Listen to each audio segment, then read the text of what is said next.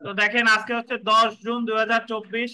আমাদের bar council preliminary offline ব্যাচের ৭৬তম class এবং সুনির্দিষ্ট প্রতীক আইনের ৫ম ক্লাস।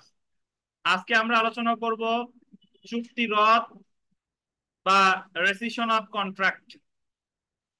তো ধারা ৩৫ থেকে ধারা ৩৮ চুক্তি রদ সম্পর্কে আলোচনা করা হয়েছে। ধারা ৩৫ থেকে ধারা ৩৮ এবং এটাকে বলা হয় রেসিশন অফ কন্ট্রাক্ট।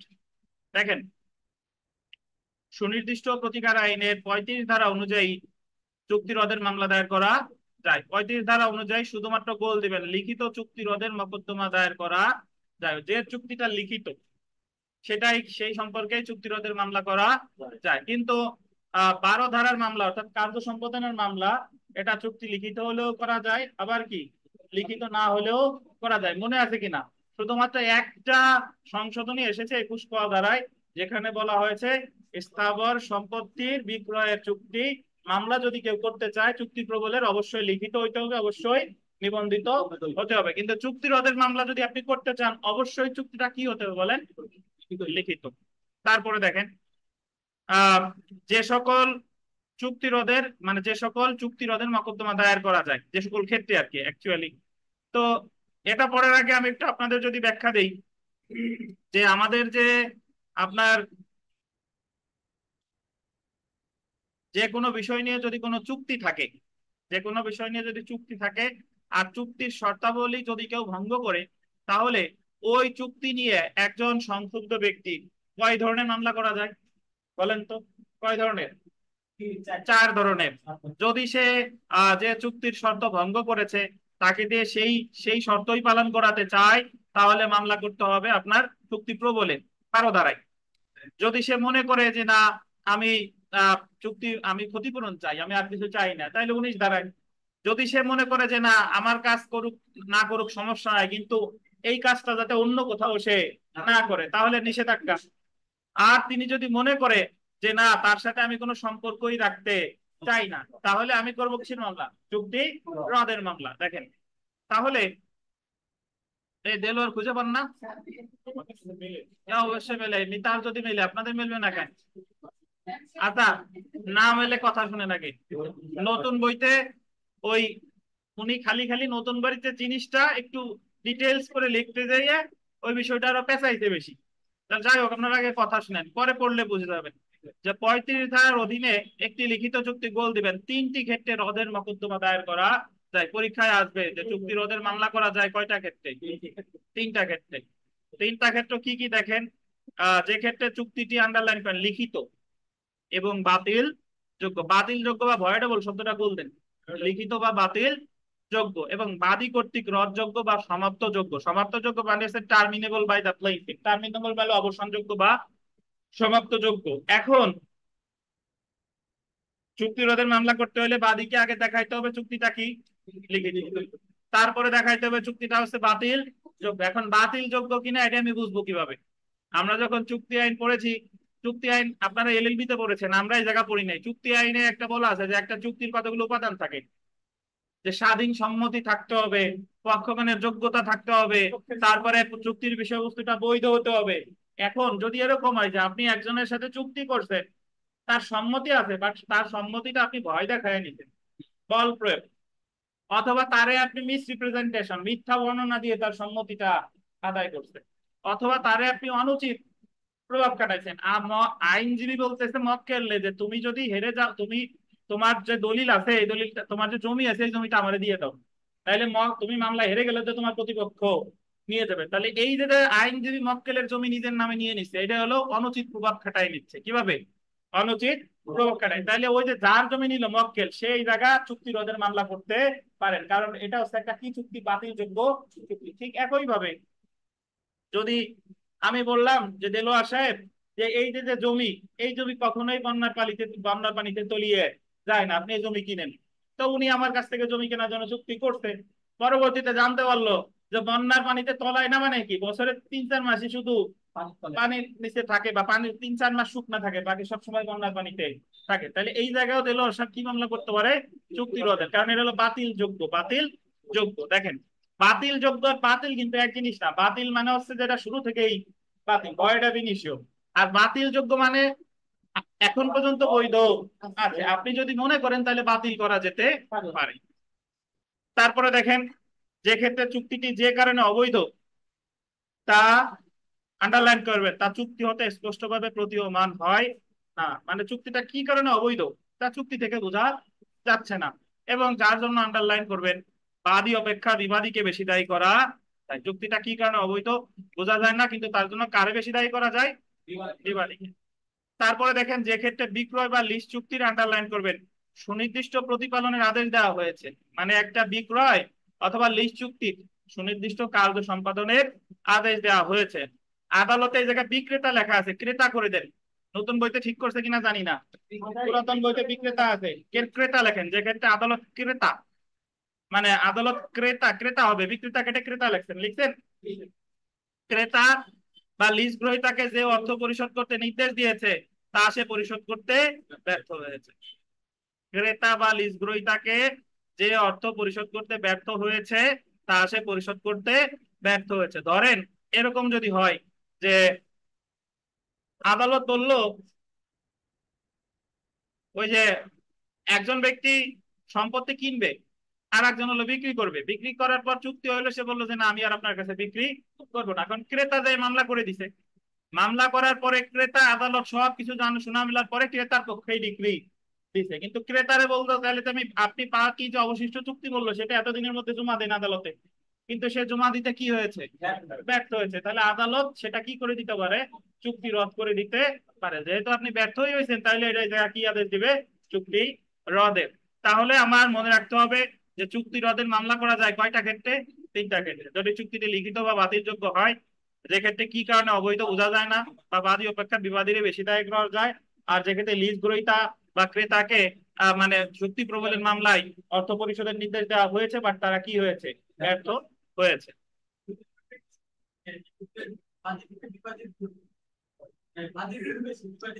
জি, হ্যাঁ।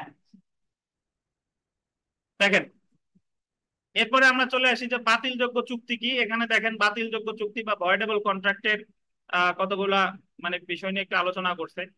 যেহেতু বাদী কর্তৃক বাতিলযোগ্য চুক্তি বা আদালত বাতিলযোগ্য চুক্তি আদালত রদ করতে পারে, সেহেতু চুক্তি রদের মকদ্দমায় বাদীকে প্রমাণ করতে হবে যে, আন্ডারলাইন করেন, চুক্তিটি একটি বাতিলযোগ্য চুক্তি। সুতরাং চুক্তি কখন বাতিলযোগ্য আন্ডারলাইন করবেন, সেটা চুক্তি আইন অনুসারে নির্ধারণ করতে হবে। বাতিলযোগ্য চুক্তি হলো এমন সম্মতি, আন্ডারলাইন করবেন, যা এক বা একাধিক পক্ষের ইচ্ছাক্রমে কার্যকর করা যায়, কিন্তু অপর পক্ষ বা পক্ষসমূহের ইচ্ছাক্রমে কার্যকর করা যায় না। চুক্তি আইন 1872 এর 19, 19 ক, 39, 53, 55 এই ধারাগুলো মনে রাখার দরকার নাই, এ জায়গায় জাস্ট রিডিং করবো। চুক্তি আইন 1872 কত ধারা? 19, 19 ক, 39, 53, 55 ধারায় উল্লেখিত ক্ষেত্রে একটি চুক্তি বাতিলযোগ্য হতে পারে। দেখেন চুক্তি আইন 1872 19 এবং 19 ক ধারায় বিধান করা হয়েছে। দেখেন একটু করি, আন্ডারলাইন করবেন, এটা মনে রাখতে হবে। জবরদস্তি, জবরদস্তি মানে কি? জোর করে।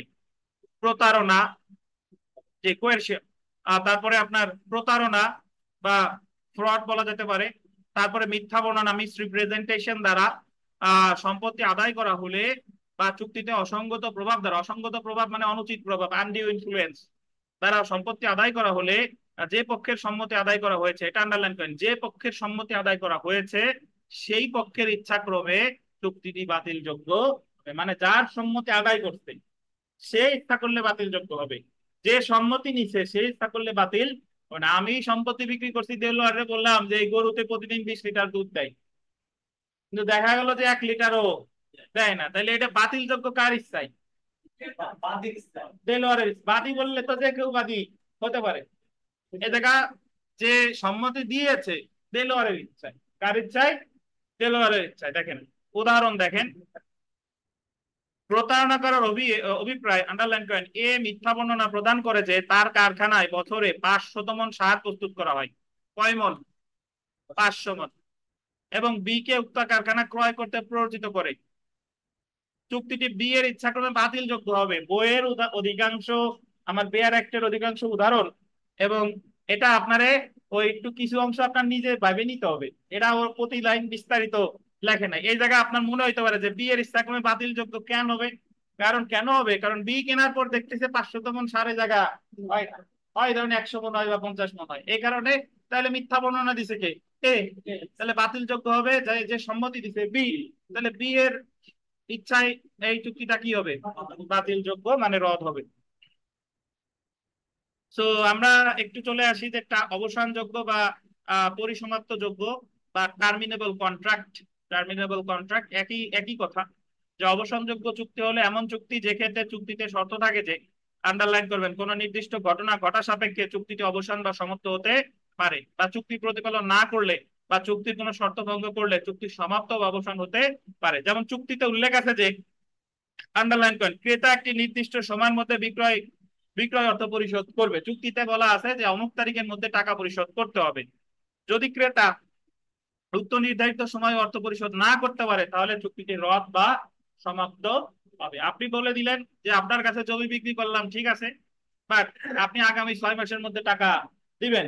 যদি আগামী 6 মাসের মধ্যে অবশিষ্ট টাকা না দিতে পারেন তাহলে আপনার সাথে আমার চুক্তি কি হবে, রদ হবে। আচ্ছা, এরপরে আমরা চলে আসি অবৈধ চুক্তি বা আনলফুল কন্ট্রাক্ট। অবৈধ চুক্তি, অবৈধ চুক্তি মানে হচ্ছে যেটা শুরু থেকেই অবৈধ। দেখেন, যে যে ক্ষেত্রে চুক্তিটি যে কারণে অবৈধ তা চুক্তি হতে স্পষ্ট প্রতীয়মান হয় না, যার জন্য বাদী অপেক্ষা বিবাদীকে বেশি দায়ী করা যায়, এবং অর্থাৎ যে ক্ষেত্রে উভয় পক্ষকে সমানভাবে দোষী না সেক্ষেত্রে চুক্তি রদ করা যেতে পারে। এই জায়গা আমি যেটা বলছি সেটা বোঝাই নাই। আনলফুল কন্ট্রাক্ট বলতে বোঝাচ্ছে যে কি কারণে অবৈধ তা বোঝা যাচ্ছে না। আর আমি যেটা প্রথমে বলছিলাম সেটা হলো মানে মানে আপনার বৈধ অবৈধ চুক্তি, চুক্তি আইনে যেটা বোঝায় যেটা শুরু থেকেই অবৈধ, বয়টা বিনিশিও, সেটা আপনি বৈধ করার কোনো সুযোগ নাই। ধরেন ওই যে আমি যেটা বললাম যে কাঁচা বিক্রয়ের চুক্তি করছেন, এটা কি চুক্তি, অবৈধ চুক্তি। যদি নাবালক কোনো চুক্তি করে এটাও কি চুক্তি, এটা শুরু থেকেই বাতিল। তাহলে চুক্তিটি যে অবৈধ সেটা চুক্তির নথি হতে স্পষ্টভাবে বোঝা যায় না। শুধুমাত্র এই কারণেই চুক্তি রদ করা যাবে না, বরং যে কারণে চুক্তিটি অবৈধ উক্ত কারণের জন্য বাদী অপেক্ষা বিবাদী অধিকতর তাই হবে। আমার এত যাই আলোচনা করি না কেন, সহজ কথা হচ্ছে যে আমার তিনটা জিনিস দেখাইতে হবে: চুক্তি হলো লিখিত বা বাতিল যোগ্য, কি কারণে অবৈধ তা বোঝা যায় না, বাদী অপেক্ষা বিবাদী বেশি দায়ী করা যায়, যে ক্ষেত্রে লিজ গ্রহীতা বা ক্রেতাকে অর্থ পরিশোধের নির্দেশ দেওয়া হয়েছে বা তারা কি হয়েছে, ব্যর্থ হয়েছে। তো এখন আমরা চলে আসি, দেখেন যে চুক্তি রোধের মকদ্দমা দায়ের করতে পারে, যে চুক্তি রোধের মামলা দায়ের করতে পারে এটা, দেখেন চুক্তিতে স্বার্থ আছে এমন বলতে পারেন যে কোনো ব্যক্তি, any person interested in a contract চুক্তি রোধের মকদ্দমা দায়ের করতে পারে। ধরেন একটা চুক্তিতে পক্ষ হচ্ছে আরিফ সাহেব, আর এক পক্ষ আরিফ সাহেব বিক্রেতা, আমাদের মাহবুব সাহেব ক্রেতা। এখন ইন্দ্রা দুইজন ছাড়াও এই চুক্তি দ্বারা যদি কেউ ক্ষতিগ্রস্ত হয়, ধরেন সুমন সেন ক্ষতিগ্রস্ত হয়েছে, তাও তবুও সুমন সেন এই জায়গায় চুক্তি রোধের মামলা করতে পারে। চুক্তি রোধের মামলায় ওই চুক্তির পক্ষরাই যে চুক্তির মামলা করবে তা না, এই চুক্তি দ্বারা যে ক্ষতিগ্রস্ত হয়েছে সেই মামলা দায়ের করতে পারে। উদাহরণস্বরূপ বলা যেতে পারে, ধরেন আপনি একটা জমি কিনছেন, মানে আরিফ সাহেব একটা জমি বিক্রয় করছে, মাহবুব সাহেব সেই জমিটা কিনেছে, কিন্তু আরিফ সাহেবের জমির উপর দিয়ে বিগত 50 বছর যাবত সাধারণ জনগণ চলাফেরা করে, কি করে বলেন, চলাফেরা করে।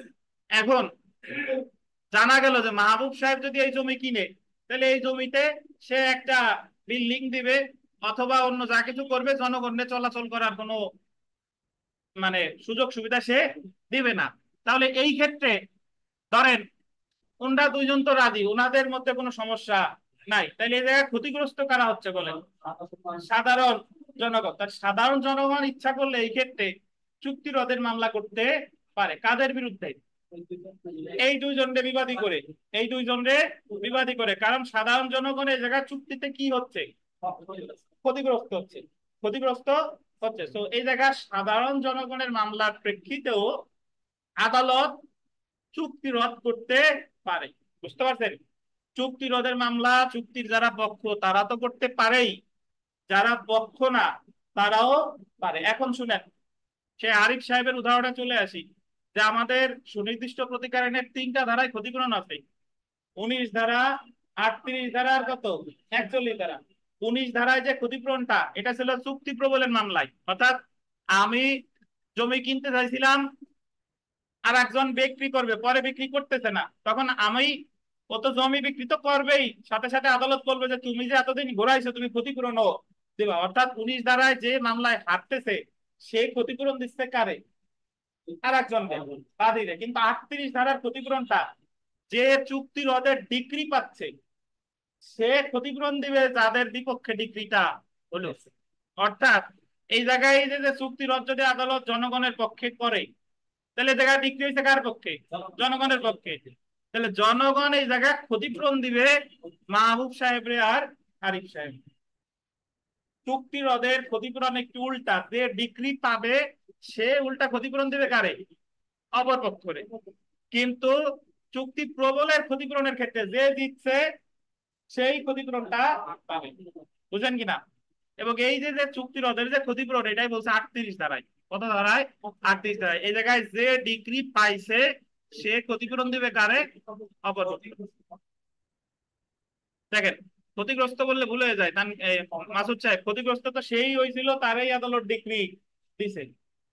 দেখেন, দেখেন চুক্তি রদের মকদ্দমা দায়ের করতে, সুতরাং গোল দিবেন চুক্তির পক্ষ ছাড়াও যে কোনো ব্যক্তি চুক্তিতে যার স্বার্থ আছে সে চুক্তি রদের মকদ্দমা দায়ের করতে পারে।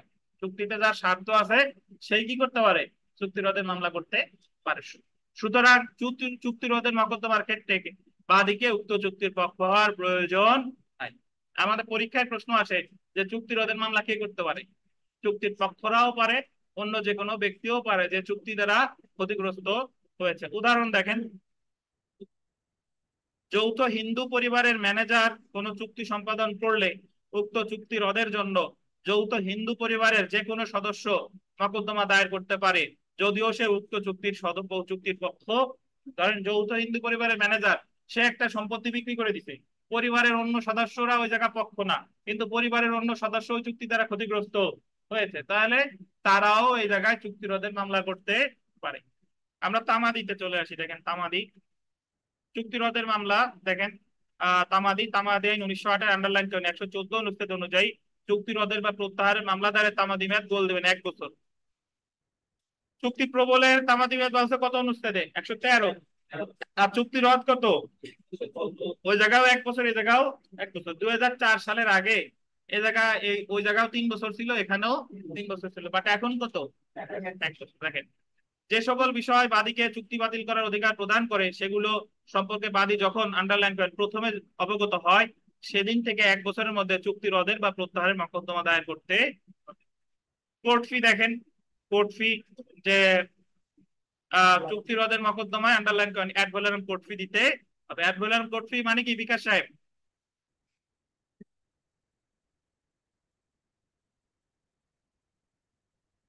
বিকাশে হাজারে কয় টাকা কাটে? অ্যাড ভ্যালোরাম কোর্ট ফি দেওয়া লাগে কিন্তু, মূল্যানুপাতিক কোর্ট ফি। ধরেন নর্মালি স্থাবর সম্পত্তি যদি হয় তাহলে 2% হারে অ্যাডভেলার কোর্ট ফি দেওয়া লাগে, তবে সর্বোচ্চ 40,000। দেখেন, আচ্ছা এরপর দেখেন জেনে রাখা ভালো, সুনির্দিষ্ট প্রতিকার আইনের আন্ডারলাইন করেন 37 ধারায়, এটা আন্ডারলাইন করেন।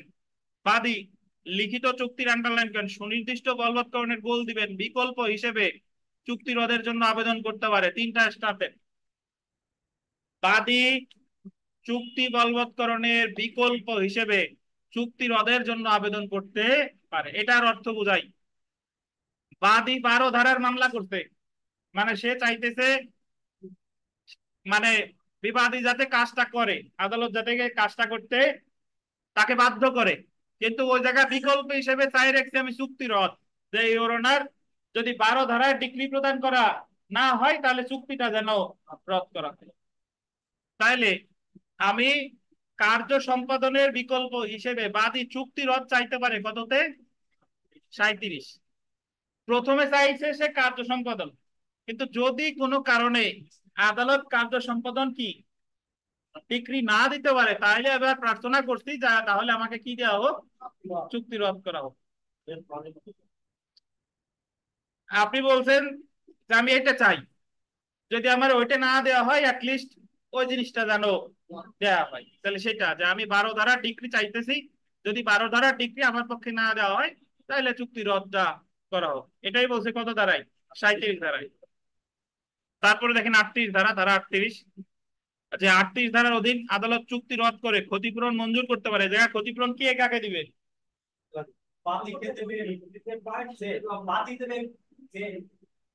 বাদী দেবে, মানে যে ডিগ্রি পেলো সে ক্ষতিপূরণ দিবে অপর পক্ষকে।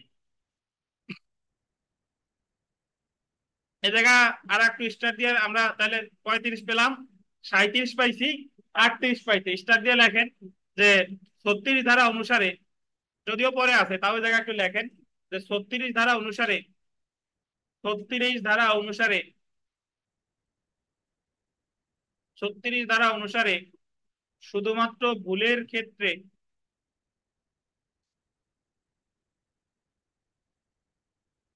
36 ধারা অনুসারে শুধুমাত্র ভুলের ক্ষেত্রে চুক্তি রোধের মামলা করা যায় না।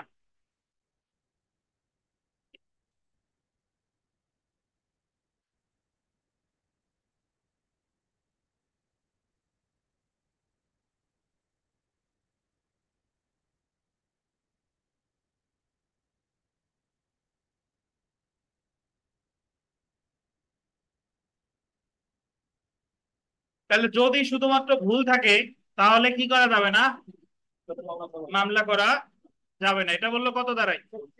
36 দাঁড়ায়। তাহলে আমরা একটু যদি দেখি, দেখেন চুক্তি সুনির্দিষ্ট বলবৎকরণ এবং চুক্তি রোধের মধ্যে পার্থক্য কি।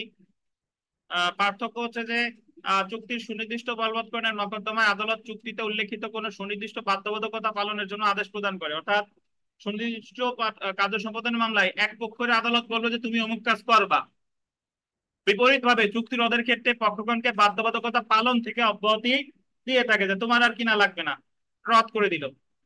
চুক্তি রোধের মকদ্দমায় বিকল্প হিসেবে বাদী চুক্তির সুনির্দিষ্ট বলবৎকরণের আবেদন করতে পারে না, কিন্তু চুক্তির সুনির্দিষ্ট বলবৎকরণের মকদ্দমায় বাদী বিকল্প ভাবে চুক্তি রোধের আবেদন করতে পারে। কত ধারায় বলছে? 37 ধারায়। চুক্তির সুনির্দিষ্ট বলবৎকরণের মকদ্দমা বাদী প্রার্থনা করতে পারে যে যদি চুক্তির সুনির্দিষ্ট বলবৎকরণ সম্ভব না হয় তাহলে চুক্তিটি কি করা হোক, এটা আন্ডারলাইন করেন, যদি চুক্তির সুনির্দিষ্ট বলবৎকরণ সম্ভব না হয় তাহলে চুক্তিটি রদ করা হোক। যদি আদালত চুক্তি বলবৎকরণ করতে প্রত্যাখ্যান করে, আন্ডারলাইন করে, তাহলে বিকল্প হিসেবে চুক্তি রোধের আদেশ দিতে পারে। কত ধারায় বলছে? 37 ধারায়, সেকশন 37। তাহলে আমরা বিগত বছরের প্রশ্ন চলে আসি, দেখেন যে নিম্নের কোন ক্ষেত্রে আদালত চুক্তি রোধের আদেশ দিতে পারে? যে ক্ষেত্রে চুক্তিটি বাদী কর্তৃক কি অবসানযোগ্য, অবসানযোগ্য মানে হচ্ছে বাতিল যোগ্য। দেখেন খ হবে না কেন? যে ক্ষেত্রে ভুল তথ্য সরবরাহ চুক্তিটি সম্পাদিত হয়েছে। আমরা জানি ভুল থাকলে কি চুক্তি রোধে মামলা করা যায়? যায় না। ভুল থাকলে একটু আগে লাগলাম 36 ধারায় বলছে কি ভুল থাকলে চুক্তি রোধের মামলা করা যায় না। তারপরে দেখেন যে ক্ষেত্রে চুক্তির বিষয়বস্তু অস্তিত্বহীন সেক্ষেত্রেও যায় না। আর যে ক্ষেত্রে সুবিধা অসুবিধার ভারসাম্য বাদীর অনুকূলে, সুবিধা অসুবিধার ভারসাম্য কখন, এটা দেখবো আমরা অস্থায়ী নিষেধাজ্ঞার ক্ষেত্রে। তো নর্মালি হলো বাদী কর্তৃক চুক্তিটা কি হলে চুক্তি রোধে মামলা করা যায়, বাতিল যোগ্য বা অবসান যোগ্য। তারপরে ইংলিশটা মনে রাখবেন, সেলফ প্র্যাকটিসের 1 নম্বর প্রশ্ন, যে সুনির্দিষ্ট প্রতিষ্ঠানে ড্যাশ দ্বারাই চুক্তি রদের বা রেসিশন অফ কন্ট্রাক্টের মকদ্দমা করা যায়। কত দ্বারাই? 35। চুক্তি রদ ইংরেজি কি বিকাশ?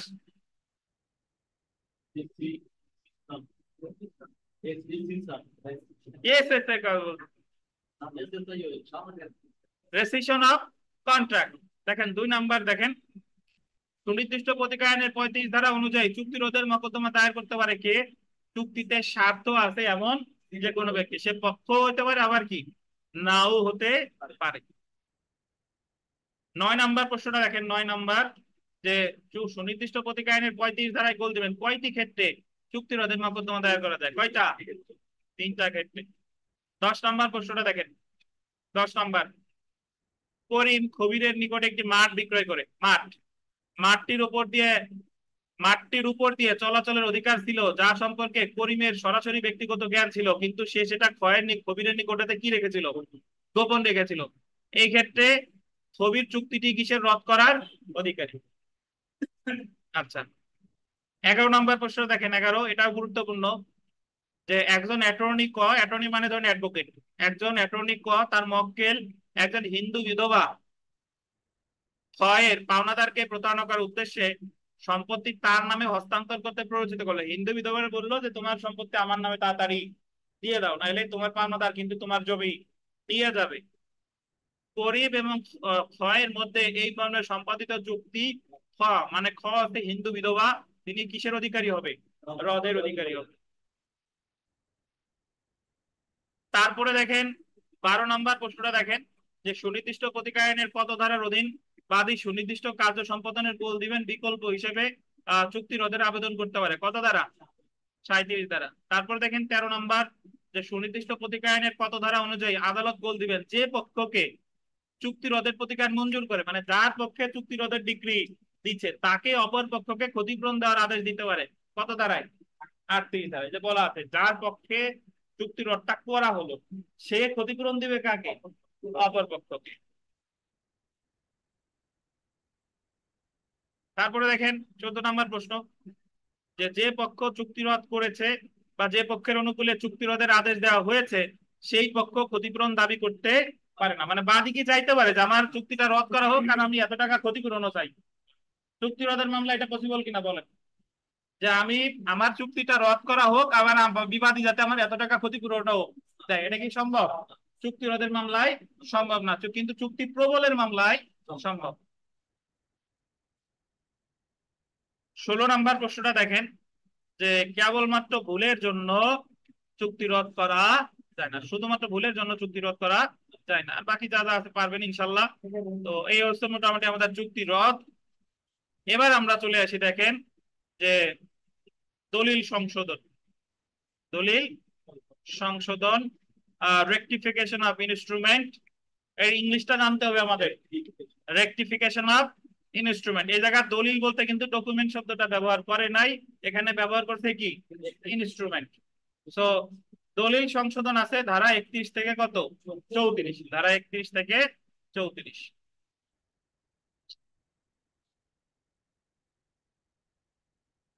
আমরা চলে এসে দেখেন দলিল সংশোধন। দলিল সংশোধন অর্থ হলো, আন্ডারলাইন করেন, দলিলের পক্ষসমূহের দলিল সম্পাদনের প্রকৃত উদ্দেশ্য কার্যকর করতে কোন দলিলের ভুল সংশোধন করা। সুনির্দিষ্ট প্রতিকার আইনের, আন্ডারলাইন করবেন, 31 ধারার বিধান মতে দলিল সংশোধন করা যায়। কত ধারার বিধান মতে দলিল সংশোধন করা যায়? 31 ধারার বিধান মতে দলিল সংশোধন করা যায়।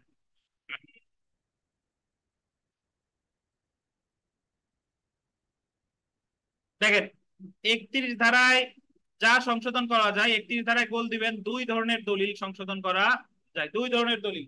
কয় ধরনের দলিল? দলিল একটা হচ্ছে দেখেন, আন্ডারলাইন করেন, লিখিত চুক্তি সংশোধন, rectification of a contract in writing. আর অন্যান্য লিখিত দলিল সংশোধন, rectification of other instruments in writing. তো এটা আমার আপনারা যদি বলে যে চুক্তি সংশোধন আছে কত ধারায়? 31। দলিল সংশোধনও যা, চুক্তি সংশোধনও, এটা হলো সংশোধন বংশ। বুঝতে পারছেন? সংশোধন বংশ। সংশোধন থাকলেই দলিল সংশোধন হোক বা চুক্তি সংশোধন হোক, কত দ্বারা? 31 দ্বারা। আচ্ছা, আবার যদি ওই জায়গায় আমরা একটু আগে যদি বলে দলিল রদ বা চুক্তি রদ, দলিল রদ বলুক বা চুক্তি রদ বলুক, তাহলে ধরে নেবেন কত? ওরা হলো রদ বংশ। বংশ ঠিক রাখতে হবে, এটা মনে রাখবেন যে চুক্তি রদ দলিল রদ কত? 35। আর দলিল সংশোধন আর চুক্তি সংশোধন কত? 31। এখন আমরা চলে আসি দেখেন, যে যে ক্ষেত্রে আহ আদালত দলিল সংশোধনের আদেশ দিতে পারে। দেখেন নিম্নলিখিত গোল দিবেন 3টি ক্ষেত্রে আদালত দলিল সংশোধনের আদেশ দিতে পারে। বলেন তো চুক্তি রদ করা যেত কয়টা ক্ষেত্রে? 3টা ক্ষেত্রে। এই জায়গার দলিল সংশোধন কয়টা ক্ষেত্রে? 3টা ক্ষেত্রে। সলিমুল্লাহ আর আশরাফুল কই? আশরাফুল আছে বাসায়?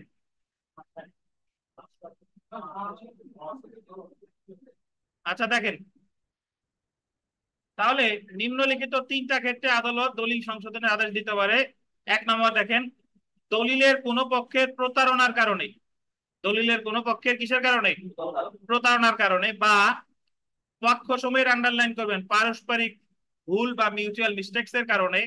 আর কোন লিখিত চুক্তি বা অন্য কোন লিখিত দলিলের পক্ষ সময়ের সত্যিকার মনোভাব ব্যক্ত না হলে, আন্ডারলাইন করবেন, আদালত দলিলের পক্ষ সময় দলিল সম্পাদনের প্রকৃত উদ্দেশ্য নিরূপণের জন্য দলিল সংশোধনের আদেশ দিতে পারে। একটু বোঝার দরকার যে যদি এক পক্ষ আর এক পক্ষের সাথে প্রতারণা করে, প্রতারণা দলিলে প্রতারণা করছে, প্রতারণা কেমনে? যে আপনি একজনের বিক্রেতা 101 দাগের জমিটা বিক্রি করছে, 101 দাগ, কিন্তু ওই যে যে কিনছে সে দলিল লেখকের কারসাজিতে সে 101-এর সাথে 102 ওই জায়গা ঢুকাইছে, বাট অ্যাকচুয়ালি বিক্রি করতে কয় দাগ? 101। আবার 102 এর মালিক ওই যে যে বিক্রেতা সেই, তাহলে এই জায়গা প্রতারণা করে সে এক্সট্রা আরো 1 খণ্ড জমি লিখে নিয়েছে। তাহলে এই জায়গায় যখন ওই বিক্রেতা জানতে পারবে যে তার সে বিক্রি করছে প্রকৃতপক্ষে 1 খণ্ড, কিন্তু ওই জায়গায় লেখা আছে কয় খণ্ডের কথা? 2 খণ্ডের কথা, তাহলে সে কি মামলা করবে? এই জায়গা আমি যদি এভাবে চিন্তা করেন, এই জায়গা চুক্তি বলবতের মামলা করে কোনো ফায়দা নাই, এই জায়গায় ক্ষতিপূরণের মামলাও হয় না, এই জায়গা আমার চুক্তি রদও হয় না, এই জায়গা নিষেধাজ্ঞাও হয় না, এই জায়গা আমি তার কাছে 1 খণ্ড বিক্রি করছি, আর যে 1 খণ্ড ভুল করে আমার দলিলে লেখা হয়েছে সেটা সংশোধন করা। তো এই জন্য আমি মামলা দায়ের করবো কি? দলিল সংশোধন। তারপরে দেখেন পক্ষসমূহের পারস্পরিক ভুল। পারস্পরিক ভুল ওই একটু পরেই একটা উদাহরণ আমরা পড়বো যে মাসুদ তার 2 জন ভাতিজার কাছে মাসুদের জমি বিক্রি করছে। একজন ভাতিজা ধরেন দেলোয়ার আর একজন হচ্ছে রুবেল। এখন দলিলে শুধু দেলোয়ারের নাম আছে, রুবেলের নাম উল্লেখ নাই। এখন এই জায়গায় কারো প্রতারণা নাও থাকতে পারে, সরল বিশ্বাসেই ধরেন পারস্পরিক ভুলের কারণে রুবেলের নাম উঠে নাই, তাহলে এই জায়গায় রুবেলের নাম যে উঠে নাই, তাহলে রুবেলের প্রতিকার কি মামলা করা? দলিল সংশোধনের মামলা করা। এবং 3 নাম্বার যেটা, যে কোনো লিখিত চুক্তি বা অন্য কোনো লিখিত দলিলের পক্ষসমূহের সত্যিকার মনোভাব ব্যক্ত না হলে, মানে দলিল করা ঠিক হয়েছে কিন্তু আদালত মনে করতেছে যে এই জায়গায় যে উদ্দেশ্যে দলিলটা করা হয়েছে সেই উদ্দেশ্যের কথা দলিলে প্রতিফলিত হয় নাই, তাহলে সেই ক্ষেত্রেও আদালত কি করতে পারে? দলিল সংশোধনের আদেশ দিতে পারে। তাহলে একটু পড়ি দেখেন, যদি আদালত এটা পরিষ্কারভাবে প্রমাণ পায় যে দলিলটি তৈরিতে দলিলটি দলিলটি তৈরি প্রমাণ পায় যে দলিলটি তৈরিতে প্রতারণা পারস্পরিক ভুল ছিল এবং দলিল সংশোধন পক্ষসমূহের প্রকৃত উদ্দেশ্য নির্ধারণ করতে পারে, তাহলে আদালত দলিল সংশোধনের আদেশ দিতে পারে। উদাহরণ করি, আসেন দেখেন উদাহরণে চলে আসি আমরা, যে এ এবং তার 2 ভাতিজার মধ্যে সম্পত্তি বিক্রয়ের চুক্তি হয়। পরবর্তীতে বিক্রয় দলিল তৈরি করার সময় শুধুমাত্র একজন ভাতিজার নাম দলিলে লেখা হয়। বিক্রি করছে কয়জনের কাছে? 2 জনের কাছে, কিন্তু লেখা হয়েছে কার নাম? একজনের। এই ক্ষেত্রে আদালত বিক্রয় দলিলটি সংশোধনের আদেশ দিতে পারে যদি প্রমাণিত হয় প্রতারণা করে বা পারস্পরিক ভুলের কারণে অপর ভাতিজার নাম লেখা দলিলে হয়নি। বুঝতে পারছেন? তাহলে দেখেন যে 31 ধারা কখন প্রযোজ্য হবে? আন্ডারলাইন করেন, কোন লিখিত চুক্তি কন্ট্রাক্ট ইন রাইটিং সংশোধন করতে বা অন্য কোন দলিল আদার ইনস্ট্রুমেন্ট ইন রাইটিং সংশোধন করতে। এখন আমরা চলে আসি দেখেন যে যে দলিল সংশোধনের মকদ্দমা দায়ের করতে পারে। Locus standi or bring locus standi to bring the suit. Locus standi শব্দটা একটু গোল্ডেন জায়গা। লোকাস স্ট্যান্ডি মানে হচ্ছে যে মামলা দায়ের করার অধিকারী, যে মামলা দায়ের করার অধিকারী, রাইট টু সু। যে মামলা দায়ের করার, সব মামলা সবাই দায়ের করতে পারে না। আপনাদের যারা, আমরা তো ফৌজদারি কার্যবিধি শেষ করেছি, এটা কি উত্তর দিতে পারেন কিনা বলেন তো? নালিশি মামলা, কিছু কিছু নির্দিষ্ট নালিশি মামলা আছে, সেই সেই ব্যক্তি ছাড়া দায়ের করতে পারে না। এই বিধানগুলো কত ধারায় আছে?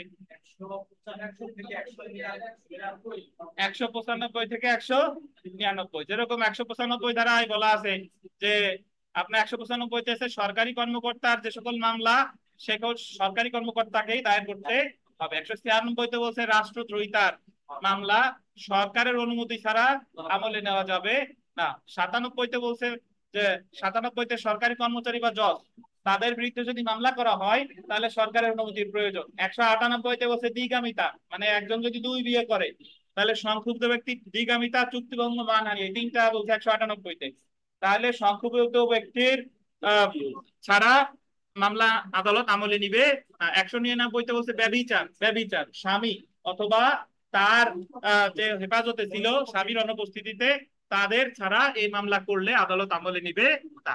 এই 195 থেকে 199 ছাড়া আর যত ফৌজদারি মামলা আছে এটা যে কেউ করতে পারে, ব্যক্তিও করতে পারে অথবা আশেপাশের লোকজনও করতে পারে তার পক্ষে।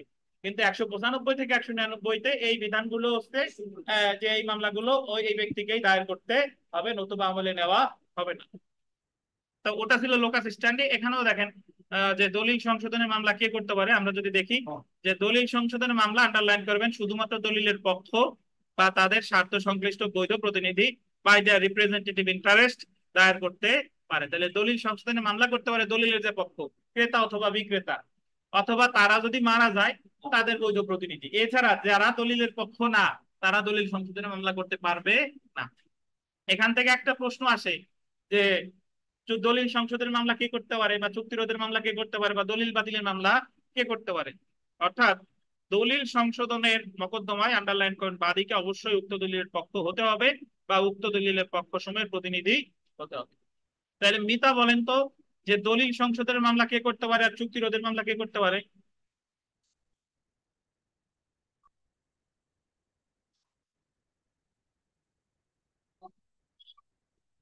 চুক্তি রোধের মামলা যে কেউ করতে পারে, আর দলিল সংশোধন মামলা শুধু দলিলের পক্ষ। ফিরোজ সাহেব, তাহলে চুক্তি সংশোধনের মামলা কে করতে পারে? চুক্তি সংশোধন,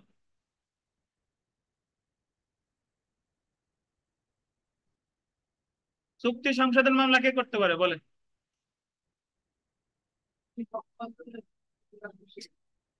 অন্য কেউ পারবে? চুক্তি সংশোধন কত ধারা আছে? 12 না 35? 12 ধারায়।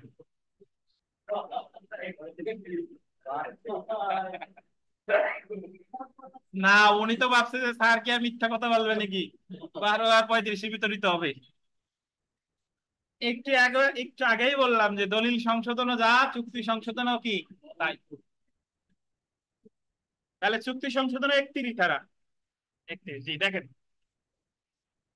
আচ্ছা দেখেন, আমরা যা প্রমাণ করতে হবে দলিল সংশোধনের মকদ্দমার ক্ষেত্রে আন্ডারলাইন করে বাদীকে প্রমাণ করতে হবে যে দলিল সম্পাদনের ক্ষেত্রে প্রতারণা বা পারস্পরিক ভুল ছিল। বাদীর এ জায়গায় দেখাইতে হবে যে কি ছিল, প্রতারণা ছিল বা পারস্পরিক ভুল ছিল। যারা অনলাইনে আছেন আচ্ছা এবার আমরা চলে আসি ভাই তামাদি মেয়াদ। তামাদি মেয়াদ, দলিল সংশোধনের মকদ্দমা দায়ের করতে হবে 3 বছর, সময়সীমা 3 বছর। তাহলে চুক্তি রদ ছিল 1 বছর, চুক্তি প্রবল ছিল কত? 1 বছর। আর এই জায়গায় আমরা দলিল সংশোধন পেলাম কত বছর? 3 বছর। যেদিন হতে বাদী দলিলের ভুল বা প্রতারণার বিষয়টি জানতে পারে সেদিন থেকে তামাদির মেয়াদ 1 বছর গণনা, সরি 3 বছর গণনা শুরু হবে। তামাদি আইনের লেখেন দেখেন 95 ও 96, এই জায়গায় 95 হাইপেন দিয়ে লেখেন প্রতারণা, 96 হাইপেন দিয়ে লেখেন ভুল। 95 হাইপেন দিয়ে লেখেন প্রতারণা, 95 হাইপেন দিয়ে লেখেন প্রতারণা, আর 96 হাইপেন দিয়ে লেখেন ভুল।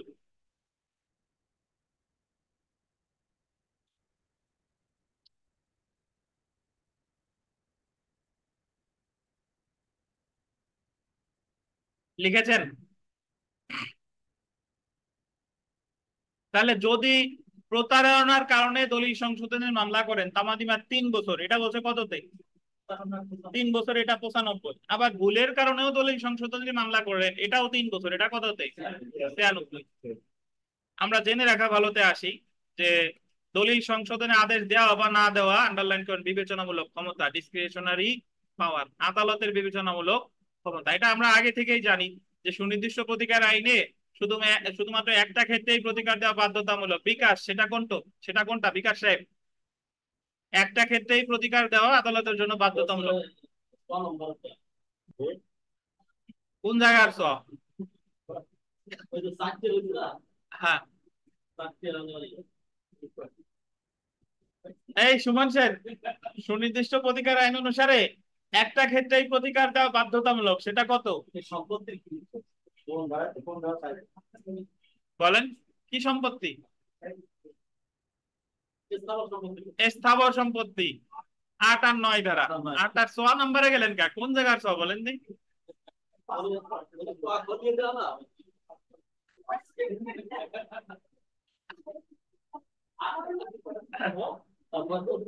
আচ্ছা দেখেন ভাই, তো আমরা চলে আসি পরেরটা, যে দলিল সংশোধন। এটা গুরুত্বপূর্ণ দেখেন, দলিল সংশোধনের আদেশ আন্ডারলাইন করবেন সৎ বিশ্বাসে এবং মূল্যের বিনিময়ে অধিকার অর্জন করেছে, আন্ডারলাইন করেন এমন কোন তৃতীয় পক্ষের অধিকার ক্ষুণ্ণ করবে না। অর্থাৎ আদালত দলিল সংশোধনের আদেশ দিবে না যে ক্ষেত্রে সৎ বিশ্বাস এবং মূল্যের বিনিময়ে অধিকার অর্জন করেছে এমন কোন তৃতীয় পক্ষের অধিকার ক্ষুণ্ণ করে। কিছুই বুঝেন নাই নাকি মিতা? আচ্ছা, এবার বুঝেন, এটা বিশাল একটা উদাহরণ, একটু বুঝেন, আপনাদের এই জায়গায় দিয়ে বুঝাই। ধরেন আরিফ সাহেব এক খণ্ড জমি বিক্রয় করার জন্য চুক্তিবদ্ধ হয়েছে বিকাশের কাছে। তো আরিফ সাহেব যে জমিটা বিক্রি করছে সেই জমিটা হলো 101 দাগের জমি। কয় দাগের? 101 দাগের। এখন বিকাশ দলিল লেখকরে বলছে যে তুমি 101-এর সাথে কায়দা করে 102-3ও লিখে দিবা। 102-3-এর মালিক আরিফ সাহেব। যে আরিফ সব জায়গায় চালাকি করে, এবার চালাকি উনার সাথে আমি করব। দেখেন, তাহলে আরিফ সাহেব প্রকৃতপক্ষে বিক্রি করতেছে কয় কোন দাগ? 101। কিন্তু দলিল লেখকের কারসাজিতে ওখানে 102ও লেখা হয়েছে, 103ও লেখা হয়েছে, বুঝেন? এবং লিখে যে বিকাশ নিয়ে গেছে এটা এখন আরিফ সাহেব টের পাই নাই। তো উনি বিকাশ তো নর্মালি টাকা দিছে আরিফ সাহেবের কয় দাগের? 101-এর। 2 আর 3-এর টাকা কিন্তু দেয় না। এখন বিকাশ 102 দাগের জমি তার শালা নগদে দিয়ে দিছে দান করে। বিকাশ 102 দাগের যে জমি, যে নেই শালা তোর জীবনে কিছু দেই না, এটা তুই নেই, তোর টাকা পয়সা দেওয়া লাগবে না, এটা দিছে কি? বুঝেন কিনা? দান করছে, দান করছে। আর 103 দাগের জমি এটা রকেটের কাছে বিক্রি করছে। রকেটের কাছে ধরেন 1 লাখ টাকায় বিক্রি করছে। বুঝেন? এটা বুঝেন আগে, এটা বুঝেন যে ইন ছিল কয়টা? 101। বাট বিকাশ লেখছে কয় দাগ? 3 দাগ। 3 দাগের মধ্যে যে 2 দাগ উনি মানে প্রতারণা করে নিল, তার এক খণ্ড কি করছে? সালারে দান করছে। আর এক খণ্ড হচ্ছে বিক্রি করছে। তো যার কাছে বিক্রি করছে সে বিষয়টা সম্পর্কে অবগত না। সে ভাবছে যে বিকাশ ভদ্রলোক, তার মাধ্যমে এই কাজ হবে না, মানে বিকাশ সে ভাবছে যে এই জমি তারই। বুঝেন কিনা? তাহলে সে হচ্ছে সরল বিশ্বাসে টাকা দিয়া কিনছে। বুঝতে পারছেন? এখন বিকাশের শালা নগদ এবং যার কাছে জমি বিক্রি করছে রকেট, এই দুইজন তো দান সূত্রে পাইয়া ক্রয় সূত্রে পাইয়া তারা ওই জায়গার দখলে মালিক দেখাইছে যে জমির এখন আমরা দখলে নিব। দখলে যাওয়ার পরে এটা লোক জানাজানি হয়ে গেছে যে এই জমির মালিক তো আমাদের আরিফ সাহেব।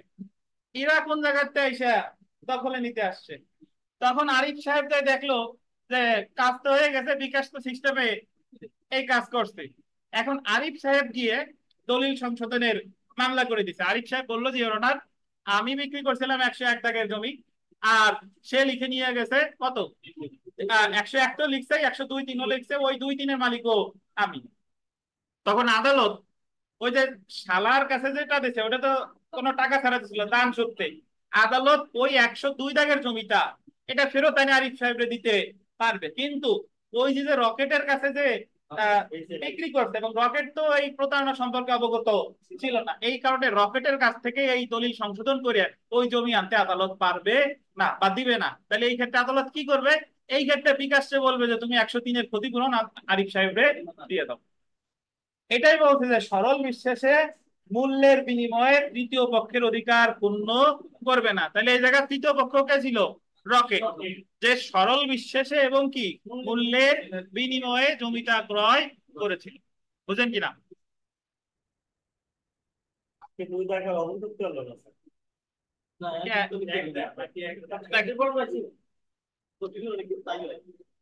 বুঝতে পারছেন? কে বুঝেন নাই বলেন, অনলাইনে কি বুঝেন নাই ভাই? এই যে দেখেন, এই কারণে বললো, এই কারণে বলছে দেখেন যে দলিল সংশোধনের আদেশ সৎবিশ্বাসে মূল্যের বিনিময়ে অধিকার অর্জন করেছে এমন কোন তৃতীয় পক্ষের অধিকার পূর্ণ করবে না। এখন বুঝছেন?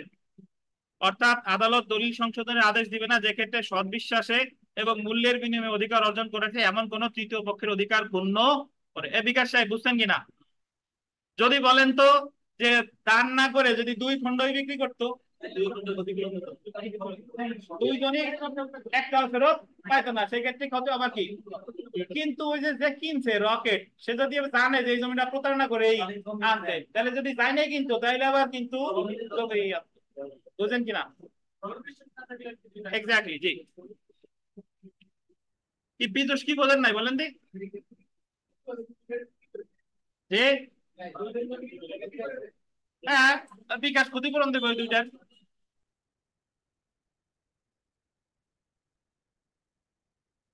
দেখেন 34 ধারা অনুযায়ী একটি দলিল সংশোধনের মকদ্দমায় আদালত দলিল সংশোধনের আদেশ প্রদান করার পরে আন্ডারলাইন করবেন সংশোধিত বিষয়টি সুনির্দিষ্টভাবে আদালতের মাধ্যমে কার্যকর করা যেতে পারে। মানে দলিল সংশোধনের আদেশ দেওয়ার পরে আদালত বলতে পারে এটা সুনির্দিষ্টভাবে কার্যকর হবে। এই কথাটাই বলছে কত ধারায়? 34 ধারায়। 34 ধারায়।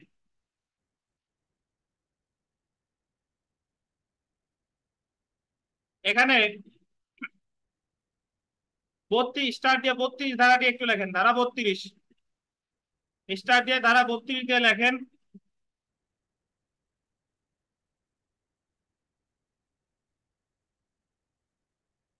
আদালত চুক্তি বা দলিলের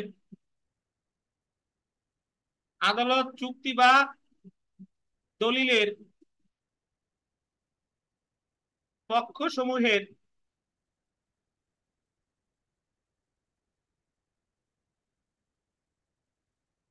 অভিপ্রায়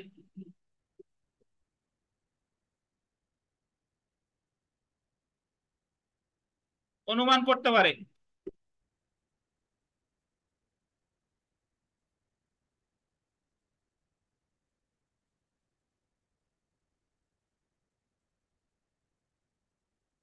অভিপ্রায় অভিপ্রায়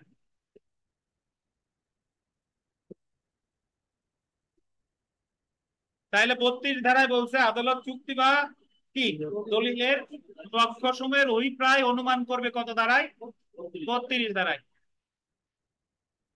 ধারা 33টা একটু লেখেন।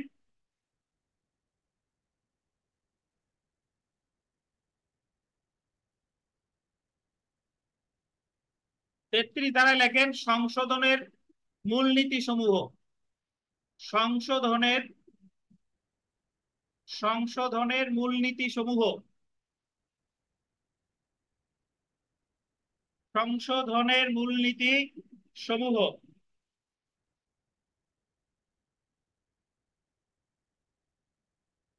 প্রিন্সিপালস, PRIN ব্র্যাকেটে লেখেন, PRIN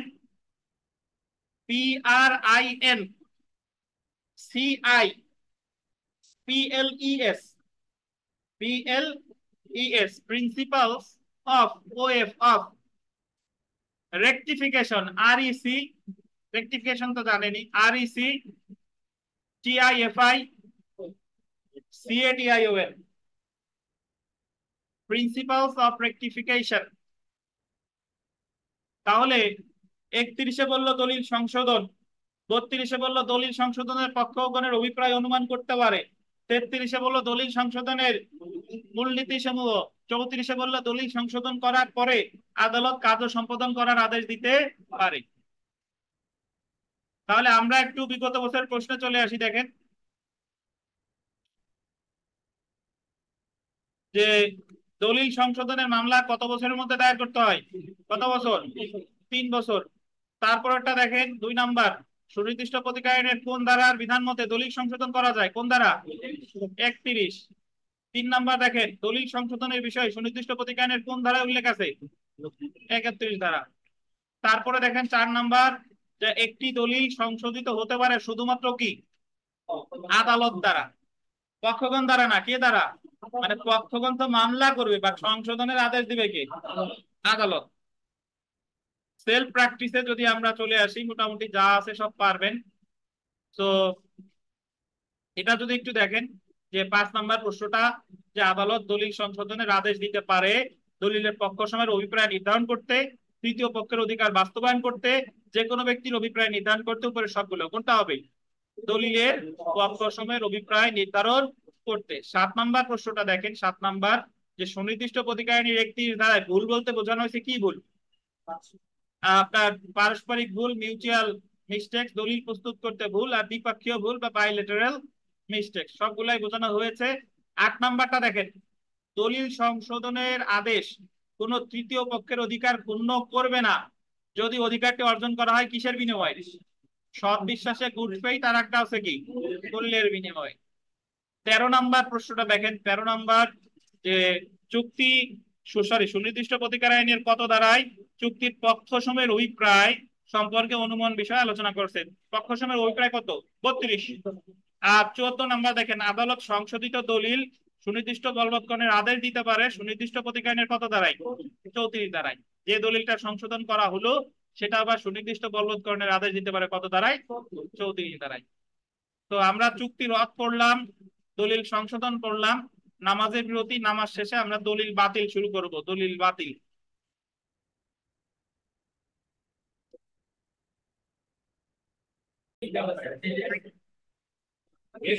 তো আমরা বিরতির পর শুরু করতেছি, দেখেন দলিল বাতিল।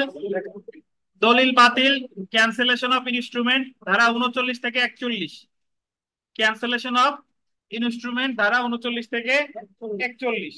তো এটা যদি আমরা দেখি যে সুনির্দিষ্ট প্রতিকার আইনের 39 ধারায় দলিল বাতিলের মকদ্দমা দায়ের করা যায়। কত ধারায় বলেন? 39 ধারায়।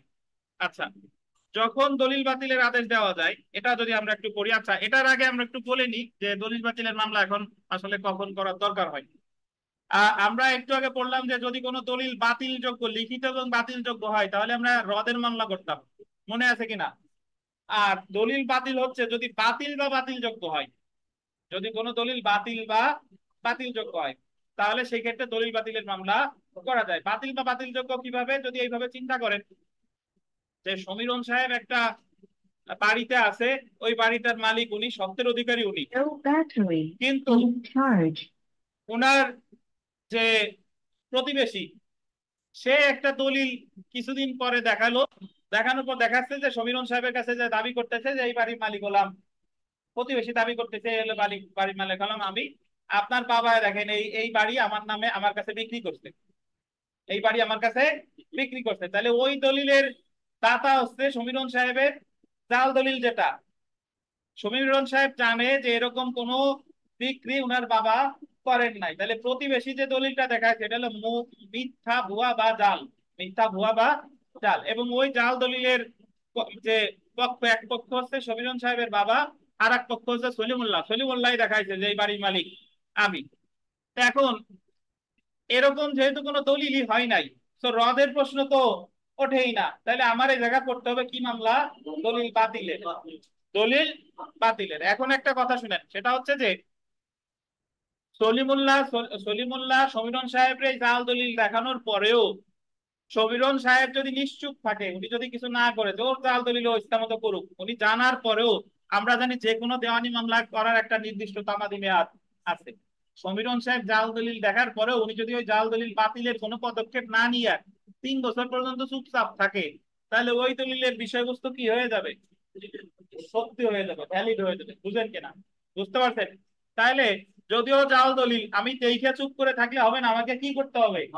দলিল বাতিলের মামলা দায়ের করতে হবে। এখন যদি কখনো কারো বিরুদ্ধে অবৈধ বা জাল দলিল তৈরি করা হয়, তার প্রতিকার হচ্ছে দুইটা। একটা হলো সে 39 ধারায় দলিল বাতিলের মামলা করতে পারে, অথবা অবৈধ জাল মর্মে ঘোষণামূলক মামলা করতে পারে 42 ধারায়। আপনার বিরুদ্ধে বা যে কোনো জাল দলিলের বিরুদ্ধে বা ভুয়া দলিলের বিরুদ্ধে ওইটা বাতিল করার প্রক্রিয়া হচ্ছে দুইটা। সরাসরি 39 ধারায় দলিল বাতিলের মামলা করা যায়, অথবা অবৈধ জাল মর্মে ঘোষণামূলক মামলা করা যায়। এখন আমি কোনটা কখন করব সেটা একটু বুঝাই। যদি ওই জাল দলিলে যে মামলা করবে তাকে যদি একটা পক্ষ দেখানো হয়, পক্ষ, তাহলে সে করবে দলিল বাতিলের মামলা। পক্ষ কেমনে? দেখেন, যে উদাহরণটা দিলাম, সমীরণ সাহেব তো দখলে আছে, কিন্তু ওই জাল দলিলের পক্ষ কিন্তু সমীরণ সাহেব না। জাল দলিলের পক্ষ সমীরণ সাহেবের বাবা আর হচ্ছে কি সলিমুল্লাহ। তাহলে ওই পক্ষ কিন্তু উনি না। তো এই জায়গায় উনি দলিল বাতিলের মামলা এই এই শর্তে করা যাচ্ছে না। তাহলে আর একটা শর্ত আছে, এটা ছাড়া আর একটা শর্ত আছে। আর একটা হচ্ছে যে আমারে পক্ষ দেখানো হোক বা না হোক, দলিলটা নিবন্ধিত কিনা। দলিলটা নিবন্ধিত কিনা। দলিলটি যদি নিবন্ধিত হয় তাহলেও দলিল বাতিলের মামলা করতে হবে। অর্থাৎ দুইটা ক্ষেত্রে দলিল বাতিলের মামলা করে। একটা হলো যদি ওই জাল দলিলের কোনো পক্ষ আমাকে দেখানো হয় তাহলে দলিল বাতিল, পক্ষ দেখানো হোক বা না হোক, দলিলটা যদি কি হয়? নিবন্ধিত হয়, তাহলেও কি করতে হবে? দলিল বাতিল। আর সকল ক্ষেত্রে, এই দুইটা ছাড়া অন্যান্য সকল ক্ষেত্রে করতে হবে দলিল জাল এবং অবৈধ মর্মে ঘোষণার জন্য ঘোষণামূলক মামলা। তাহলে আপনারা যদি বলি, যে উদাহরণটা দিলাম, সমীরণ সাহেব কিন্তু পক্ষ না। এখন সমীরণ সাহেব গিয়ে দেখবে যে পক্ষ তো না, ঠিক আছে, এটা কি নিবন্ধিত কিনা। যদি নিবন্ধিত হয় তাহলে সমীরণ সাহেব কি মামলা করবে? দলিল বাতিল। দলিল বাতিল। কিন্তু পক্ষও না, আবার দলিলটা নিবন্ধিত না, তাহলে সমীরণ সাহেব কি মামলা করবে? অবৈধ জাল মর্মে কি মামলা? ঘোষণামূলক মামলা। বুঝতে পারছেন? তাহলে সহজে একবারে বুঝাই দিলাম যে কখন দলিল বাতিলের মামলা করে আর কখন অবৈধ জাল মর্মে ঘোষণামূলক মামলা করে। এখন দলিল বাতিলের মামলা করলে নরমালি আপনার কোর্ট ফিস দেওয়া লাগে, অ্যাডভোকেট কোর্ট ফিস। আর ঘোষণামূলক মামলা করলে দিতে হয় ফিক্সড কোর্ট ফি। বুঝতে পারছেন?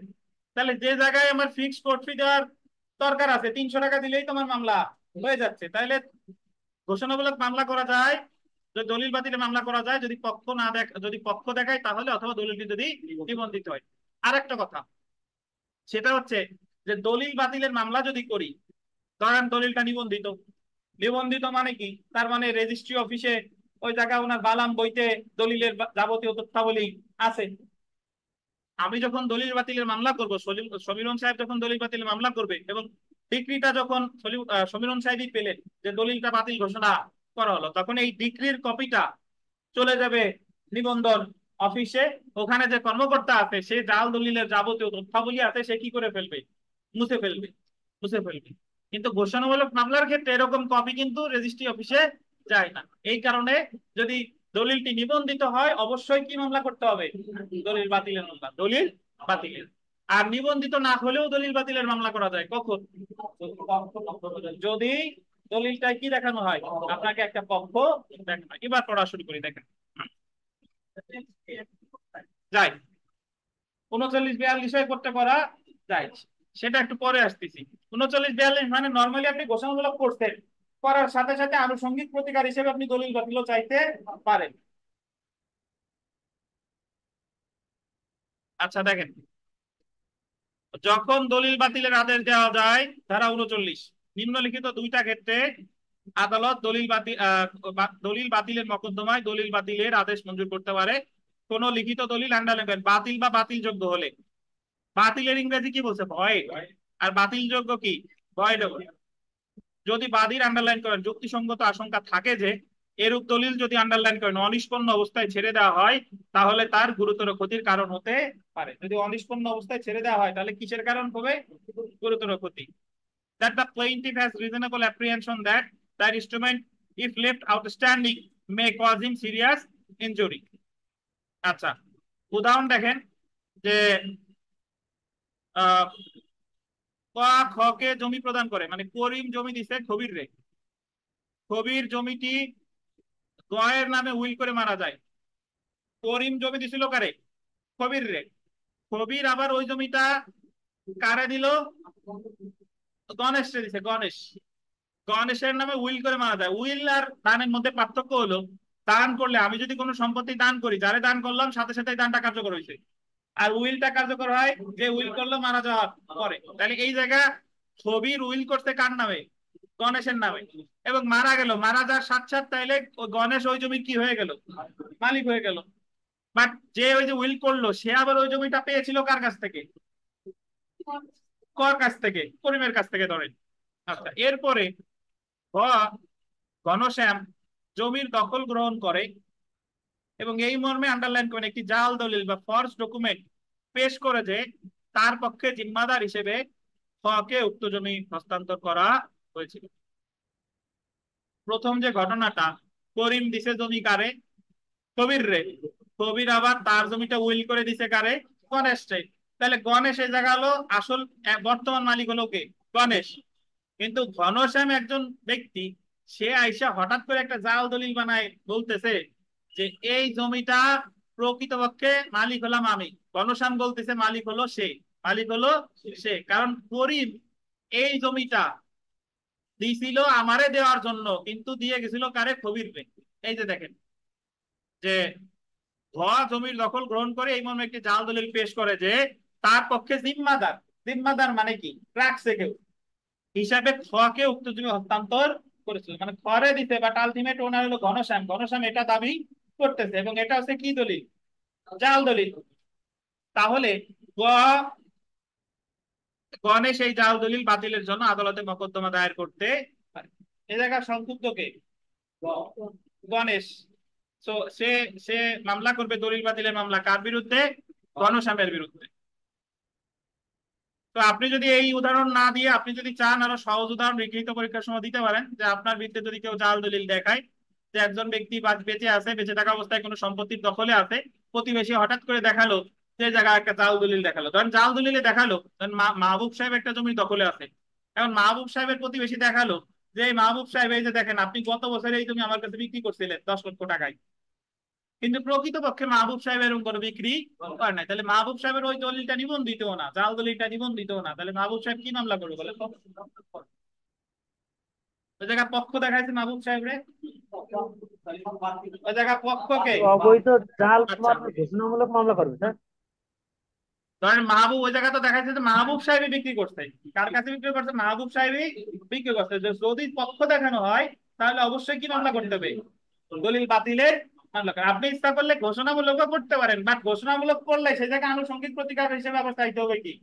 দলিল বাতিল, দলিল বাতিল। কি জানি বললেন হাফিজ সাহেব, শুনতে পারি না, একটু বলেন ভাই আবার। ওইটি অবৈধ জাল মর্মে ঘোষণামূলক মামলা করা যায় কিনা, আমি তো এই বুঝতেছিলাম। হ্যাঁ, অবৈধ জাল মর্মে ডেফিনেটলি ঘোষণামূলক মামলা করা যায়, এতক্ষণ ধরে তো বললাম। আমাদের আচ্ছা ঠিক মাইকের আছে, চার্জ ঠিক শেষ আছে। হয়ে গেছে, এই কারণে শুনতে পারতেছি না। দেখেন, ওকে স্যার।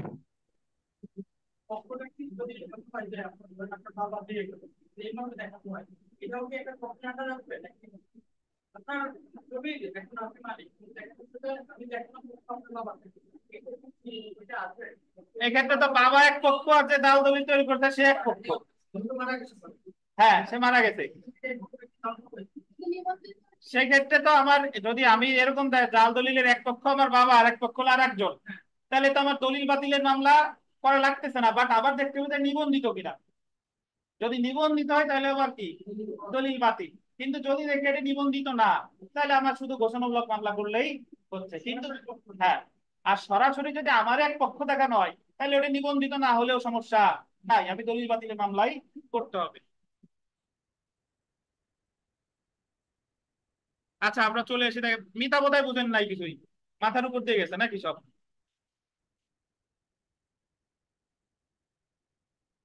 মাথার উপর দিয়ে যান নাই, ধরেন আপনারে বুঝাই। আচ্ছা, আগে পড়ি তারপর বোঝাচ্ছি। দেখেন, 39 ধারায় আদালত যে প্রতিকার মঞ্জুর করতে পারে উপরে উল্লেখিত শর্তসমূহ পূরণ হলে আদালত তার বিবেচনামূলক ক্ষমতা বলে নিম্নলিখিত আদেশ সমূহ মঞ্জুর করতে পারে। দলিলটিকে বাতিল বা বাতিলযোগ্য হিসেবে আইন অনুযায়ী নিষ্পত্তি করতে পারে, adjudging the instrument as void or voidable, এবং দলিলটি অর্পণের আদেশ দিতে পারে, মানে যদি দলিলটা বাতিল করে বাতিল বা বাতিলযোগ্য হিসেবে নিষ্পত্তি করতে পারে। জাল দলিলটা বলতে পারে আদালতে জমা দেন, এবং সেই সাথে দলিলটি কি করতে পারে? বাতিল করতে পারে, ক্যান্সেল দা ইনস্ট্রুমেন্ট। এখন আমরা চলে আসি যে যে দলিল বাতিলের মামলা করতে পারে। দলিল বাতিলের মামলা যে কেউ করতে পারে, পক্ষ আর দরকার নাই, পক্ষ হইলেও করা যায়, না হলেও করা যায়। কিন্তু চুক্তি রদ, দলিল বাতিল, এ জায়গায় আপনি লিখতে পারেন চুক্তি রদ, দলিল বাতিল যে কেউ করতে পারে, কিন্তু দলিল সংশোধন করবে শুধু কে? শুধু পক্ষ বা তার স্বার্থ সংশ্লিষ্ট প্রতিনিধি। অর্থাৎ 35 আর 39 এই মামলা যে কোনো ব্যক্তি করতে পারে, যে ক্ষতিগ্রস্ত সে, পক্ষরা ছাড়াও পারে। কিন্তু 31 ধারায় দলিল সংশোধনের মামলা এটা কে করতে পারে? শুধুমাত্র পক্ষ বা স্বার্থ সংশ্লিষ্ট প্রতিনিধি।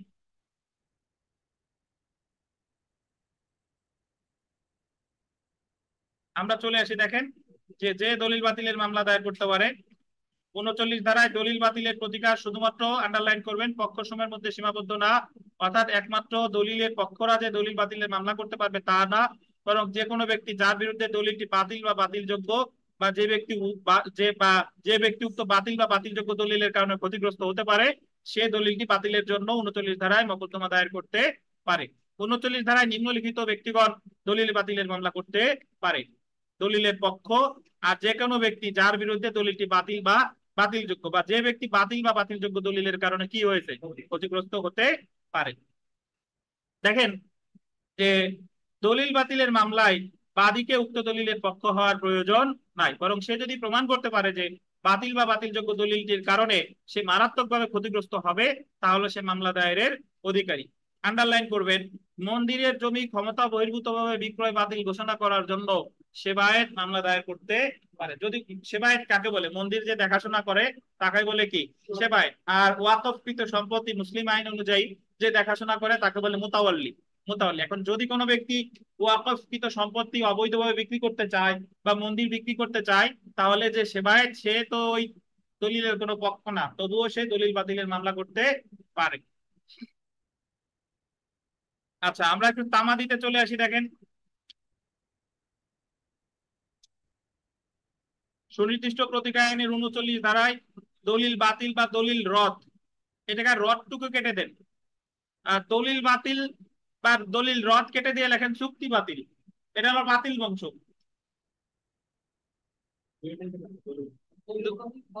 চুক্তি বাতিল,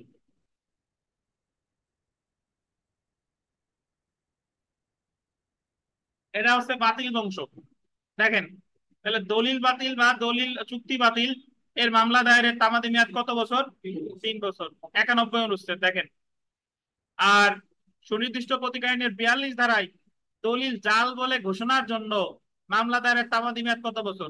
3 বছর। তামাদি আইন 1908 এর কত অনুচ্ছেদ? 92 ও 93 অনুচ্ছেদ। কোর্ট ফি কত দেখেন? দলিলে উল্লেখিত মূল্যের উপর কি court fee? Ad valorem court fee. উল্লেখিত মূল্যের উপর অ্যাড ভ্যালোরাম কোর্ট ফি। আচ্ছা আচ্ছা, একটু অপেক্ষা করেন, আমি আপনাদের একটা শীট দেই, তাহলে এই বিষয়টা আপনাদের আরো ক্লিয়ার হবে। একটু অপেক্ষা করেন। তো আমরা দেখি আহ দলিল বাতিল এবং ঘোষণামূলক মকদ্দমা। যদি কোনো ব্যক্তি অপর কোনো ব্যক্তির বিরুদ্ধে কোনো অবৈধ বা জাল দলিল তৈরি করে, তবে সংক্ষুব্ধ ব্যক্তির গোল দিবেন দুইটি প্রতিকার আছে। যদি কোনো অবৈধ বা জাল দলিল তৈরি করে তাহলে প্রতিকার আছে কয়টা? দুইটা। 1 নাম্বার দেখেন, যে 39 ধারায় দলিল বাতিলের মকদ্দমা করা, অথবা 42 ধারায় দলিলটি অবৈধ জাল মর্মে ঘোষণামূলক মকদ্দমা করা, অথবা ঘোষণামূলক মকদ্দমার সাথে আনুষঙ্গিক প্রতিকার হিসেবে 39 ধারায় দলিল বাতিলের মকদ্দমা দায়ের করে। মানে সে ইচ্ছা করলে শুধু দলিল বাতিলের মামলা করতে পারে, অথবা শুধু ঘোষণামূলক মামলা করতে পারে, অথবা ঘোষণামূলক মামলার সাথে সাথে আমি দলিল বাতিল চাইতে পারি। এখন প্রশ্ন হলো কখন কোনটা করব, সেটা আমরা এদের নিচে আসতেছি। দেখেন যে সংক্ষুব্ধ ব্যক্তি যখন দলিল বাতিলের মকদ্দমা দায়ের করবে, দেখেন অবৈধ জাল দলিলটি যদি গোল দিবেন নিবন্ধিত হয়, কি হয়? নিবন্ধিত হয়, পাইছেন? অথবা নিবন্ধিত হোক বা না হোক, উক্ত জাল দলিলে যদি সংক্ষুব্ধ ব্যক্তিকে এক পক্ষ দেখানো হয়, তাহলে সংক্ষুব্ধ ব্যক্তি 39 ধারায় দলিল বাতিলের মকদ্দমা দায়ের করতে পারে। বুঝেন কিনা? যে জাল দলিল, যে জাল জাল দলিলটা তৈরি করা হলো, আমি দেখবো যে ওই জাল দলিলটা কি নিবন্ধিত কিনা। যদি নিবন্ধিত হয় তাহলে আমাকে দলিল বাতিলের মামলাই করতে হবে। কারণ নিবন্ধিত না, তাহলে দেখবো কি ওই দলিলের কোনো এক পক্ষ আমি আছি কিনা, তাহলে আমাকে কি মামলা করতে হবে? দলিল বাতিলের। উল্লেখ্য যে নিবন্ধিত দলিল বাতিল করলে, আন্ডারলাইন করবেন, নিবন্ধিত দলিল বাতিল করলে আদালত ডিক্রির কপিটি নিবন্ধন কর্মকর্তার নিকট প্রেরণ করবে, যাতে নিবন্ধন কর্মকর্তা উক্ত জাল দলিলের নিবন্ধন সম্পর্কিত তথ্য মুছে ফেলতে পারে।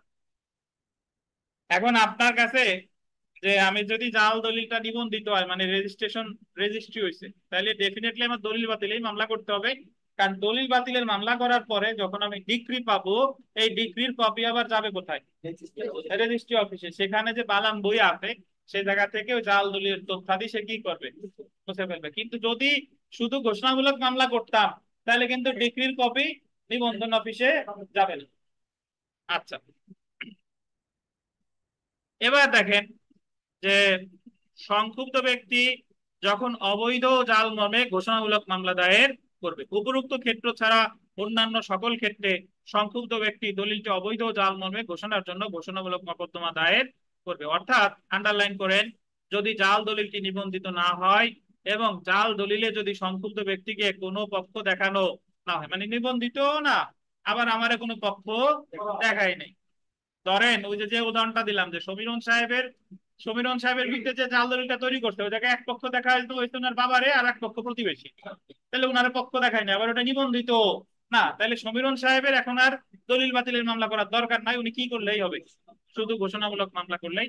তাহলে দেখেন, তাহলে সংক্ষুব্ধ ব্যক্তি 42 ধারায় জাল দলিলটি বৈধ, অবৈধ ও জাল মর্মে ঘোষণার জন্য ঘোষণামূলক মোকদ্দমা দায়ের করবে। মিতা বুঝেন না এখনো? হ্যাঁ, ধরেন আপনারে দিয়ে বুঝাই। আপনি আপনার বাসার দখল, আপনি একটা জমির মালিক। এখন ওই জমিতে আপনি দখলে আছেন। এখন আপনার এক প্রতিবেশী সে দেখালো যে মিতা এই জমির মালিক তুমি না, এই জমির মালিক কিন্তু আমি। দুইটা ঘটনা জায়গা কল্পনা করেন। মিতা বললেন যে কিভাবে আপনি, সে বলতেছে মিতা তুমি ভুলে গেলা 2 বছর আগে তো এই জমি তুমি আমার কাছে বিক্রি করছো, মানে আপনি বিক্রি করছেন 2 বছর আগে, সেটা সে বলতেছে, বাট অ্যাকচুয়ালি আপনি বিক্রি করেন। আপনি জানেন যে দলিলটা হচ্ছে কি জাল, তাহলে এই দলিলের জাল দলিলের এক পক্ষ হচ্ছে কি আপনি, কারণ আপনারে দেখাচ্ছে যে আপনি বিক্রি করছেন, আর এক পক্ষ হচ্ছে কি প্রতিবেশী। তাহলে এই জায়গায় আপনার কি মামলা করতে হবে বলেন? কেন দলিল বাতিল বলেন? কারণ আপনি হচ্ছে কি পক্ষ, বোঝেন কিনা? আচ্ছা, যদি এরকম হয় যে আপনার প্রতিবেশী দলিল দেখাইছে কিন্তু সেই জায়গায় দেখাইছে যে মিতা এই জমির মালিক আমি, আপনি বললেন কিভাবে আপনি মালিক? যে মিতা তোমার বাবা বেঁচে থাকা অবস্থায় এই জমি আমারে বিক্রি করে গেছে, আমারে বিক্রি করে গেছে, এই যে দেখো আমার কাছে বিক্রি করে গেছে। তাহলে এই জায়গা এক পক্ষ হলো মিতার বাবা, আর এক পক্ষ হচ্ছে প্রতিবেশী, তাহলে এই জায়গা আপনি পক্ষ না। তাহলে দলিলটা ধরেন এতটুকু জানেন যদি, তাহলে এই জায়গা দলিল বাতিলের মামলা করার দরকার নাই। তাহলে আমি দেখবো যে দলিল বাতিলের মামলা এখনো সুযোগ আছে যদি দলিলটা কি হয়, যদি নিবন্ধিত হয় তাহলে আপনাকে কি মামলা করতে হবে, ওই দলিলটা নিবন্ধিত কিনা, ওই দলিলটা নিবন্ধিত কিনা, মানে রেজিস্ট্রি অফিসে গিয়ে রেজিস্ট্রি করছে কিনা। যখন বাবার বল দেখাবে তখন নিবন্ধিত দলিল বাতিল করা হবে, বুঝছেন? আচ্ছা, বাবার তো একটা জাস্ট উদাহরণ দিলাম, এখন আপনি যদি আবার খালি বাবা না, যদি স্বামী হতে হইতে পারে যে আপনার স্বামী আমার কাছে বিক্রি করছে, বা আপনার ভাই আমার কাছে বিক্রি করছে, বা অন্য কোনো ব্যক্তিও বিক্রি করতে পারে। একজনে দেখালো যে সে বলছে এই জায়গা আমারে এই এই ধরনের ঘটনা ঢাকা শহরে ঘটে। ঢাকা শহরে একজন দীর্ঘদিন ধরে আছে, হঠাৎ করে এলাকার প্রভাবশালী কয়েকজন এসে দেখাইছে যে জমির মালিক কিন্তু আমরা, অমুক অমুক জায়গা বিক্রি করছে, কে বিক্রি করছে মালিক তাও চিনে না, কিন্তু দলিল একটা বের করছে। আচ্ছা, তাহলে ওই জায়গাতে মালিক সে দেখবে যে তারে পক্ষ দেখানো হয়েছে কিনা, পক্ষ দেখাইলে দলিল বাতিল, পক্ষ যদি না দেখায় তাহলে দেখবো কি নিবন্ধিত কিনা, নিবন্ধিত হইলেও দলিল বাতিলের মামলা করতে হবে, আর নিবন্ধিতও না পক্ষ দেখাই নাই সেই ক্ষেত্রে কি ঘোষণামূলক। এবার কেসগুলো সব নিবন্ধন অফিসে গেলে দেখা গেল সে দলিলের বা পাইছে না, ওর নাই। আচ্ছা দেখেন, তাহলে দেখেন ভাই যে দলিল বাতিলকরণের মামলা এবং দলিল অবৈধ ঘোষণা চেয়ে কেবল ঘোষণামূলক মামলার মধ্যে পার্থক্য। আমাদের লিখিত পরীক্ষায় একবার প্রশ্ন এসেছিল যে দলিল বাতিলের মামলা এবং অবৈধ জাল মর্মে ঘোষণা চেয়ে ঘোষণামূলক মামলার মধ্যে পার্থক্য কি। দেখেন যে দলিল বাতিলের মকদ্দমা দায়ের করা হয় সুনির্দিষ্ট প্রতিক্রিয়া আইনের 39 ধারায়, অপরদিকে কোন দলিল অবৈধ ও জাল মর্মে ঘোষণামূলক মামলা করা হয় দায়ের করতে হয় কত ধারায়? 42 ধারায়। তারপরে দেখেন যে কোন দলিল বাতিল বা বাতিলযোগ্য হলে সংক্ষুব্ধ পক্ষ আন্ডারলাইন করবে 39 ধারায় দলিল বাতিল মামলা করতে পারে। বাতিল বা বাতিলযোগ্য এই শব্দটা বলতেন, বাতিল বা বাতিল যোগ্য, দলিলটা যদি কি হয় বাতিল বা বাতিল যোগ্য। অপরদিকে কোন দলিল অবৈধ বা জাল হলে সংক্ষুব্ধ পক্ষ অবৈধ জাল মর্মে ঘোষণার জন্য 42 ধারায় ঘোষণামূলক মোকদ্দমা দায়ের করবে। পরেরটা দেখেন, অবৈধ জাল দলিলটি যদি নিবন্ধিত হয় অথবা নিবন্ধিত হোক বা না হোক, উক্ত জাল দলিল যদি সংক্ষুব্ধ ব্যক্তিকে এক পক্ষ দেখানো হয় তাহলে সংক্ষুব্ধ ব্যক্তিকে 39 ধারায় দলিল বাতিলের মোকদ্দমা দায়ের করতে হবে। অপরদিকে জাল দলিলটি যদি নিবন্ধিত না হয় বা জাল দলিলে যদি সংক্ষুব্ধ ব্যক্তিকে কোনো পক্ষ দেখানো না হয় তাহলে সংক্ষুব্ধ ব্যক্তি 42 ধারায় জাল দলিলটি অবৈধ জাল মর্মে ঘোষণার জন্য মামলা দায়ের করবে। তারপরে 4 নাম্বার দেখেন যে দলিল বাতিলের ডিক্রি নিবন্ধন অফিসে পাঠানো হয়, দলিল বাতিলের ডিক্রি কি নিবন্ধন অফিসে পাঠানো হয়। অপরদিকে অবৈধ জাল মর্মে ঘোষণার জন্য ঘোষণামূলক মোকদ্দমা ডিগ্রির ক্ষেত্রে এমন বিধানাবলী হবে, রি হয়ে গেছে লয় রশ্মি, বিধানাবলী প্রযোজ্য নয়। দলিল অবৈধ বা জাল ঘোষণা হলো মূল প্রতিকার, যেখানে দলিল বাতিলকরণ হলো আনুষঙ্গিক প্রতিকার। 6 নম্বরটা দেখেন, যে আন্ডারলাইন করেন, দলিলের বাতিলের ক্ষেত্রে আন্ডারলাইন করবেন মূল্যানুপাতিক কোর্ট ফিস প্রদান করতে হয়, মানে অ্যাড ভ্যালোরের। অপরদিকে ঘোষণামূলক মোকদ্দমার ক্ষেত্রে নির্ধারিত কোর্ট ফি প্রদান করতে হয়। তাহলে দলিল বাতিলের ক্ষেত্রে কি কোর্ট ফি? অ্যাড ভ্যালোরের বা মূল্যানুপাতিক। আর ঘোষণামূলক মামলার ক্ষেত্রে নির্ধারিত বা ফিক্সড কোর্ট ফি। আচ্ছা, এই ছিল মোটামুটি আমাদের 39 ধারা। এখন আমরা এখানে একটু পড়ে ফেলি, দেখেন যে দলিল বাতিল করা হলে ক্ষতিপূরণ পাওয়া যাবে কি, মানে দলিল যদি বাতিল করা হয় তাহলে ক্ষতিপূরণ পাওয়া যাবে কিনা। এটা 38-এর মতো, যে দলিল বাতিলের ডিক্রি পেল সে ক্ষতিপূরণ দিবে আপত্তি করে। যে কষ্ট করে আপনি জাল করছেন, জাল করতেও তো কত কষ্ট হয়েছে, আদালত তারে ক্ষতিপূরণ দিবে, বুঝতে পারছেন? এই যে দেখেন, হ্যাঁ, ধারা 41 অনুযায়ী দলিল বাতিলের রায় প্রদানের সময় আদালত যে পক্ষকে এরূপ প্রতিকার মঞ্জুর করেছেন সেই পক্ষের তরফ হতে অপর পক্ষকে ন্যায় বিচারের প্রয়োজনে ক্ষতিপূরণ প্রদানের নির্দেশ দিতে পারে। তাহলে 38 আর 41-এর ক্ষতিপূরণ কিন্তু মানে যে ডিগ্রি পেলো সে দিচ্ছে কারে? অপর পক্ষে। তাহলে 38-এর ক্ষতিপূরণ চুক্তি রদের মামলায়, আর দলিল বাতিলের মানে আহ দলিল বাতিলের ক্ষতিপূরণ কত দাঁড়ায়? 41। এবার দেখেন যে কোন দলিল আংশিক বিলুপ্ত করা যাবে কিনা, মানে একটা দলিলে বেশ কয়েকটা অংশ আছে, এখন এক অংশ বাতিল চাওয়া যাবে কিনা। এক অংশ বাতিল চাওয়া যাবে। উদাহরণস্বরূপ শুনেন, একটু শুনেন। ধরেন আরিফ সাহেব 2 খণ্ড জায়গা বিক্রি করছে মিতার কাছে, 101 আর 102। এই জায়গা আরিফ সাহেব সিস্টেমে 101 আর 102 এর সাথে সাথে 3 খণ্ড জায়গা বিক্রি করছে, তার 2 খণ্ডের মালিক হলো আরিফ সাহেব। আর 103 দাগের জমি, 103 দাগের জমির মালিক হলো সলিমুল্লাহ, কিন্তু আরিফ সাহেব নিজের বলে বিক্রি করে দিতে কার কাছে? মিতার কাছে। বুঝেন কিনা? তাহলে এই দলিলের পক্ষ বিক্রেতা হচ্ছে আরিফ, ক্রেতা হচ্ছে কে? মিতা। মিতা 3 খণ্ডই কিনছে টাকা দিয়া, কিন্তু 2 খণ্ডের মালিক হচ্ছে আরিফ, আর 1 খণ্ডের মালিক কে? সলিমুল্লাহ, যে প্রকৃতপক্ষে এই দলিলের কোন পক্ষ না। সলিমুল্লাহ যখন এটা জানতে পারলো যে আমার জমি আরিফ বেঁচে খাইছে, তখন সলিমুল্লাহ দেখবে যে এটা তো অবৈধ জাল জাল দলিল, আমি তো এরকম কোনো বেচা কিনা করি নাই, তাহলে সলিমুল্লাহ কি মামলা করবে? দলিল বাতিলের। তখন ওই যে সলিমুল্লাহর যে অংশটুকু, সেই অংশটুকু মানে 103 দাগের জমিটা আদালত কি করে দিবে? বাতিল করে দিবে। বাকি 2 অংশ কি থাকবে? কার্যকর থাকবে। মানে দলিল আংশিক বাতিলও করতে পারে। কত ধারায়? 40 ধারায়। আর আংশিক বাতিল যদি করে, যতটুকু বাতিল করা হলো সেটা বাতিল হবে, আর বাকিটুকু কি থাকবে? কার্যকর বা বহাল থাকবে। এটাই বলছে কত ধারা? 40 ধারা। দেখেন যে দলিল বাতিল করা হলে ক্ষতিপূরণ পাওয়া যাবে কি? হ্যাঁ, সরি, মানে কোন দলিলকে আংশিক বিলুপ্ত করা যাবে কিনা? হ্যাঁ, সুনির্দিষ্ট প্রতিকার আইনের 40 ধারা অনুযায়ী কোন দলিলের আংশিক বিলুপ্ত সম্ভব। উক্ত ধারা অনুযায়ী কোন একটি দলিল যদি বিভিন্ন অধিকার এবং বিভিন্ন বাধ্যবাধকতার সাক্ষ্য বহন করে, তাহলে আদালত যথোপযুক্ত মামলায় তা আংশিকভাবে বাতিল এবং অবশিষ্ট অংশকে বহাল রাখতে পারেন। বিলুপ্ত অংশকে সম্পূর্ণরূপে আন্ডারলাইন করেন, স্বতন্ত্র ও পৃথক হতে হবে। তবে যে অংশটুকু বিলুপ্ত বা বাতিল করবে সেটা কি হতে হবে?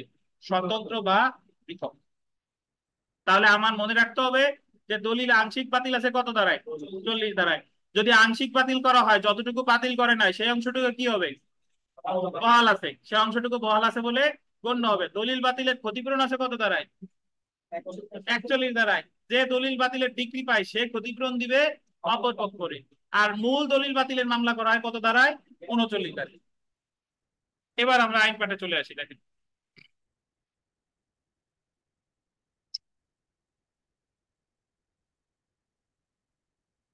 তো জেনে রাখা ভালো, যদি আমরা দেখি সুনির্দিষ্ট প্রতিকার আপনি যদি ভালোভাবে পড়েন, এখান থেকে বুঝেন, আমরা যতগুলো ক্লাস টেস্ট নেই সেগুলো ভালোভাবে দেন, বুঝে বুঝে পড়েন, এখানে 10 থেকে অ্যাটলিস্ট 8 পাওয়া সম্ভব।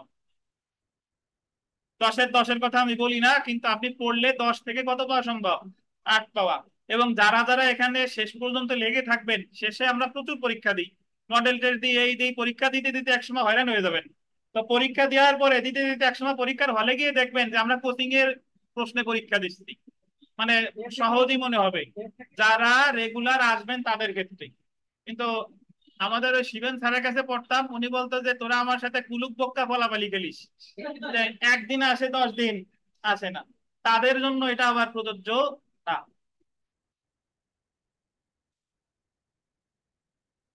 নজির আছে, ওই যে আপনি যে জাবের সাহেবের কাছে যে শুনবেন, ইব্রাহিমের কাছে যে শুনবেন, শহীদুল সাহেবের কাছে যে শুনবেন যে আপনারা প্রিলিমিনারি পরীক্ষা কয় মিনিটে দিয়েছিলেন, শুনবেন যে 35-40 মিনিটে ওনাকে 90টা দেখানো শেষ। যাই হোক, দেখেন, জেনে রাখা ভালো যে দলিল বাতিলের আদেশ দেওয়া আদালতের একটি স্বেচ্ছাধীন বা বিবেচনামূলক ক্ষমতা। দলিল বাতিলের আদেশ দেওয়া কি ক্ষমতা? বিবেচনামূলক ক্ষমতা। সুমন সেন বলেন তো যে সুনির্দিষ্ট প্রতিকার আইনে বাধ্যতামূলক ক্ষমতা প্রয়োগ করে কোন ক্ষেত্রে? কত কত ধারা? এই তো পারছেন, 8 আর 9। দেখেন, দলিল যদি দেখেন রেজিস্ট্রেশন আইন অনুসারে রেজিস্ট্রিকৃত হয়ে থাকে এবং যদি দলিলটি বাতিল করা হয়, তাহলে আদালত আন্ডারলাইন করবেন তার ডিক্রির কপি রেজিস্ট্রি অফিসারের নিকট পাঠাবে, যার অফিসে দলিলটি কি করা হয়েছিল, রেজিস্ট্রেশন করা হয়েছিল। তারপরে দেখেন, দলিল বাতিলের মামলায় আন্ডারলাইন করেন বাদীকে উক্ত দলিলের পক্ষ হওয়ার প্রয়োজন, মানে পক্ষ হতেও পারে আবার কি নাও হতে পারে। তারপরে দেখেন, দলিল বাতিলের মকদ্দমা দায়েরের তামাদি মেয়াদ কতদিন? 3 বছর। যদি দলিলে আন্ডারলাইন করবেন এক বা একাধিক অধিকার থাকে, তবে আদালত উপযুক্ত ক্ষেত্রে গোল দিবেন আংশিক বাতিল এবং আংশিক বহাল রাখতে পারে। ধারা কত? 40। তারপরে দেখেন, যা আরো মনে রাখতে হবে যে বিশেষ ক্ষেত্রে আদালত দলিল বাতিল করার আদেশ প্রদানের পাশাপাশি অপর পক্ষকে ন্যায় বিচারের প্রয়োজন অনুসারে আন্ডারলাইন করেন আর্থিক ক্ষতিপূরণ প্রদানের নির্দেশ দিতে পারে। ধারা কত? 41। এই জায়গা কে কারে ক্ষতিপূরণ দিবে? যে চুক্তি রদ এবং দলিল বাতিলের মধ্যে পার্থক্য, মোটামুটি পারবেন। চুক্তি রদের ক্ষেত্রে হচ্ছে আপনার দলিলটা বাতিল যোগ্য, আর বাতিলের ক্ষেত্রে বাতিল বা বাতিল যোগ্য। চুক্তি রদের মামলাও যে কেউ করতে পারে, দলিল বাতিলের মামলাও কি যে কেউ করতে পারে। চুক্তি রদের মামলার তামাদি 1 বছর, দলিল বাতিলের কয় বছর? 3 বছর। এটা আর কি মোটামুটি কথা। আর যে কথা বললাম যে চুক্তি রদ আর দলিল বাতিল যে কেউ করতে পারে, বা দলিল সংশোধনের মামলা করতে পারে কে? শুধুমাত্র পক্ষরা। আর দলিল সংশোধন আর দলিল বাতিল এটাও পড়ে নিয়েন পক্ষরা, মানে যে পার্থক্য আছে এটা পড়ে নিয়েন। আর 39 আর 42 জায়গা বলছে, এটা আর পড়লাম না, কারণ অলরেডি আমি আপনাদের একটা পেজ দিছি, ওটা পড়লেই এনাফ। আমরা বিগত বছরের প্রশ্ন নামাজ শেষে পড়বো, নামাজ শেষে আবার শুরু হবে ক্লাস, এবং আজকে আবার ক্লাস টেস্ট আছে দেওয়ানি কার্যবিধি। আজকে 20 মার্কের, সমস্যা নাই।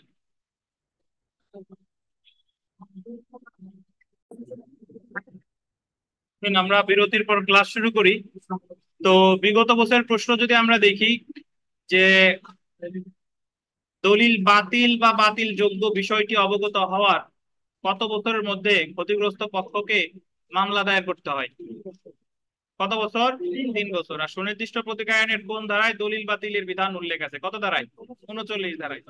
তারপরে যদি দেখেন যে বাতিলযোগ্য দলিল বাতিলযোগ্য দলিল বাতিলের ডিগ্রি প্রদানের ক্ষেত্রে দেওয়ানি আদালতের ক্ষমতা হচ্ছে কি স্বেচ্ছাধীন, মানে হচ্ছে ডিসক্রিশনারি বা বিবেচনামূলক।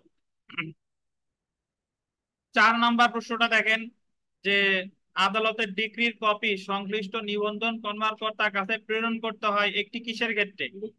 লিখিত দলিল বাতিলের ক্ষেত্রে। লিখিত দলিল বাতিলের ক্ষেত্রে। 5 নাম্বারটা দেখেন, যে কোন মামলায় আদালত ডিক্রির কপি রেজিস্ট্রি অফিসে প্রেরণ করতে আইনগত বাধ্য। এটা হলো রেজিস্টার্ড দলিল বাতিলের মামলা। তারপরে দেখেন যে 6 নাম্বার, যে দলিল বাতিলের মামলায় বাদীকে উক্ত দলিলের পক্ষ থাকার প্রয়োজন নাই, কারণ আমরা জানি যে দলিল বাতিলের মামলা যে কোনো ব্যক্তি দায়ের করতে পারে। তারপরে 7 নাম্বার প্রশ্নটা দেখেন, যে দলিল রদের মকদ্দমার, দলিল রদ এ জায়গা বুঝাইতে চাচ্ছে যেটা হচ্ছে বাতিল অ্যাকচুয়ালি। তো দলিল বাতিলের মামলা বা রদের মকদ্দমার কোর্ট ফি কত বলেন? কত কোর্ট ফি? $1 কোর্ট ফি। এই জায়গা চুক্তি রদ যদি আপনি চিন্তা করেন, তবুও চিন্তার কিছু নাই, কারণ চুক্তি রদ $1 আর দলিল বাতিলও কি $1। আচ্ছা, তো আমরা সেলফ প্র্যাকটিসের 3 নাম্বার প্রশ্নটা যদি দেখি, যে সুনির্দিষ্ট প্রতিকার আইনের ড্যাশ ধারায় চুক্তি বাতিল ও ড্যাশ ধারায় দলিল বাতিলের আবেদন করা যায়। তো চুক্তি ড্যাশ দ্বারায় চুক্তি বাতিল, এই জায়গায় অ্যাকচুয়ালি ওই বাতিল উনি এই পরীক্ষার এই জায়গা প্রশ্ন দেখে কনফিউজড হবেন, বাট অ্যাকচুয়ালি আমরা মনে রাখবেন ওই যে কথা বললাম চুক্তি বাতিল আর দলিল বাতিল একই জিনিস। এই জায়গা যদিও আলাদা আলাদা করতে, বাট ধরে রাখবেন কি চুক্তি বাতিল আর দলিল বাতিল কি একই জিনিস। আর যদি বলে চুক্তি রদ দলিল রদ তাহলে 35, আর যদি বলে দলিল সংশোধন চুক্তি সংশোধন 31। আর কনফিউজড হইলে চেষ্টা করব আমরা যে এখন তো আবার নতুন মানে নতুন সিস্টেম চালু করছে। আগে সুবিধা ছিল যে এক পাশে থাকতো বাংলা প্রশ্ন আর এক পাশে থাকতো ইংরেজি প্রশ্ন, বাংলা কোনোটা নিয়ে কনফিউজড হইলে ওই সেম কোশ্চেনের ইংলিশটা দেখলে বোঝা যাইতো। এখন আবার নতুন সিস্টেম চালু করছে যে বাংলা তো বাংলা, ইংলিশ তো ইংলিশ, এবং এক কথার মধ্যে সব প্রশ্ন দিয়ে দেয়। যাই হোক, তো 13 নম্বর প্রশ্নটা একটু দেখেন, বইয়ের উদাহরণ হুবহু, গুরুত্বপূর্ণ। যে একটি জাহাজের মালিক প্রতারণামূলক ভাবে জাহাজটি সমুদ্র যাত্রার উপযুক্ত মর্মে একজন দায় গ্রাহক হকে উক্ত জাহাজের বীমা করতে প্রবৃত্ত করে। খ বীমা পলিসি করে, খ উক্ত বীমা পলিসি বাতিলের জন্য মকদ্দমা দায়ের করতে পারে। বলতেছে জাহাজের মালিক বলতেছে যে তুমি এই জাহাজের নামে বীমা করো, যে এটা সমুদ্র যাত্রার আছে উপযুক্ত, সমুদ্র যাত্রার কি উপযুক্ত, এটা আটলান্টিক সাগর পাড়ি দিলে কোনো কিছু হবে না, তলায় টলায় যাবে না, মানে ডুববে না। কিন্তু যখন যারে বীমা করতে বাধ্য করছে সে যখন কি টের পেয়ে গেল যে এই জাহাজ হচ্ছে প্রকৃতপক্ষে উপযুক্ত না, তাহলে সে উক্ত বীমা পলিসি কিসের জন্য মামলা করতে পারে?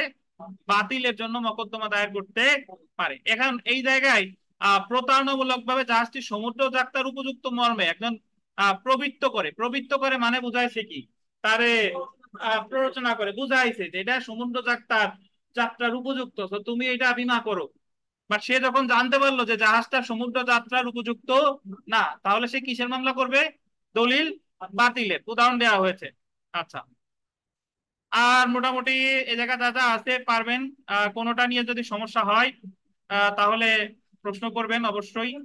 আর এটা একটু দেখেন, দলিল বাতিল 19 নম্বর প্রশ্নটা, দলিল বাতিল, দলিলটি বাতিল এবং বাদীর উপর বাধ্যকর নয় মর্মে ঘোষণামূলক মামলা হচ্ছে 42 ধারায় শুধুমাত্র ঘোষণামূলক মোকদ্দমা দায়ের করা যায় যদি দলিলটি শুরুতেই বাতিল হয়। আর একটা বলছে যে ক্ষেত্রে বাদী দলিলের পক্ষ না। তো এই হচ্ছে মোটামুটি আমাদের দলিল বাতিল নিয়ে বিস্তারিত আলোচনা। ঘোষণামূলক মামলা আর আজকে পড়বো না, এখন পরীক্ষা দিবেন। আগামী দিন ইনশাল্লাহ বুধবারে আমাদের সুনির্দিষ্ট প্রতিকার আইন শেষ হয়ে যাবে এবং বুধবারে সুনির্দিষ্ট প্রতিকার আইনের ক্লাস টেস্ট থাকবে 2টা, এবং এই ক্লাস টেস্ট আপনারা পড়ে আসবেন 22 ধারা পর্যন্ত। কত ধারা বলেন? 1 থেকে 22 বুধবারে 40 মার্কের ক্লাস টেস্ট, 1 থেকে 22।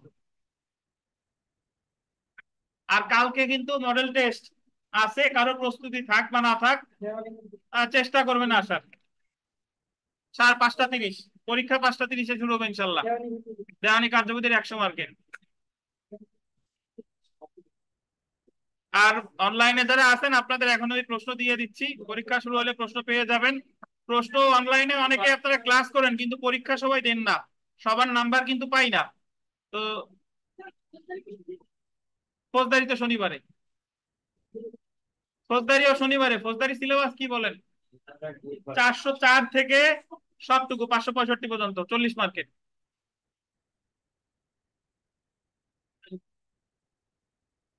বাড়ি থাকলে অনলাইনে দেবেন। আমাদের কর্মকাণ্ড তো বিশ্বব্যাপী, উনি চেন্নাই থেকে ক্লাস করছে।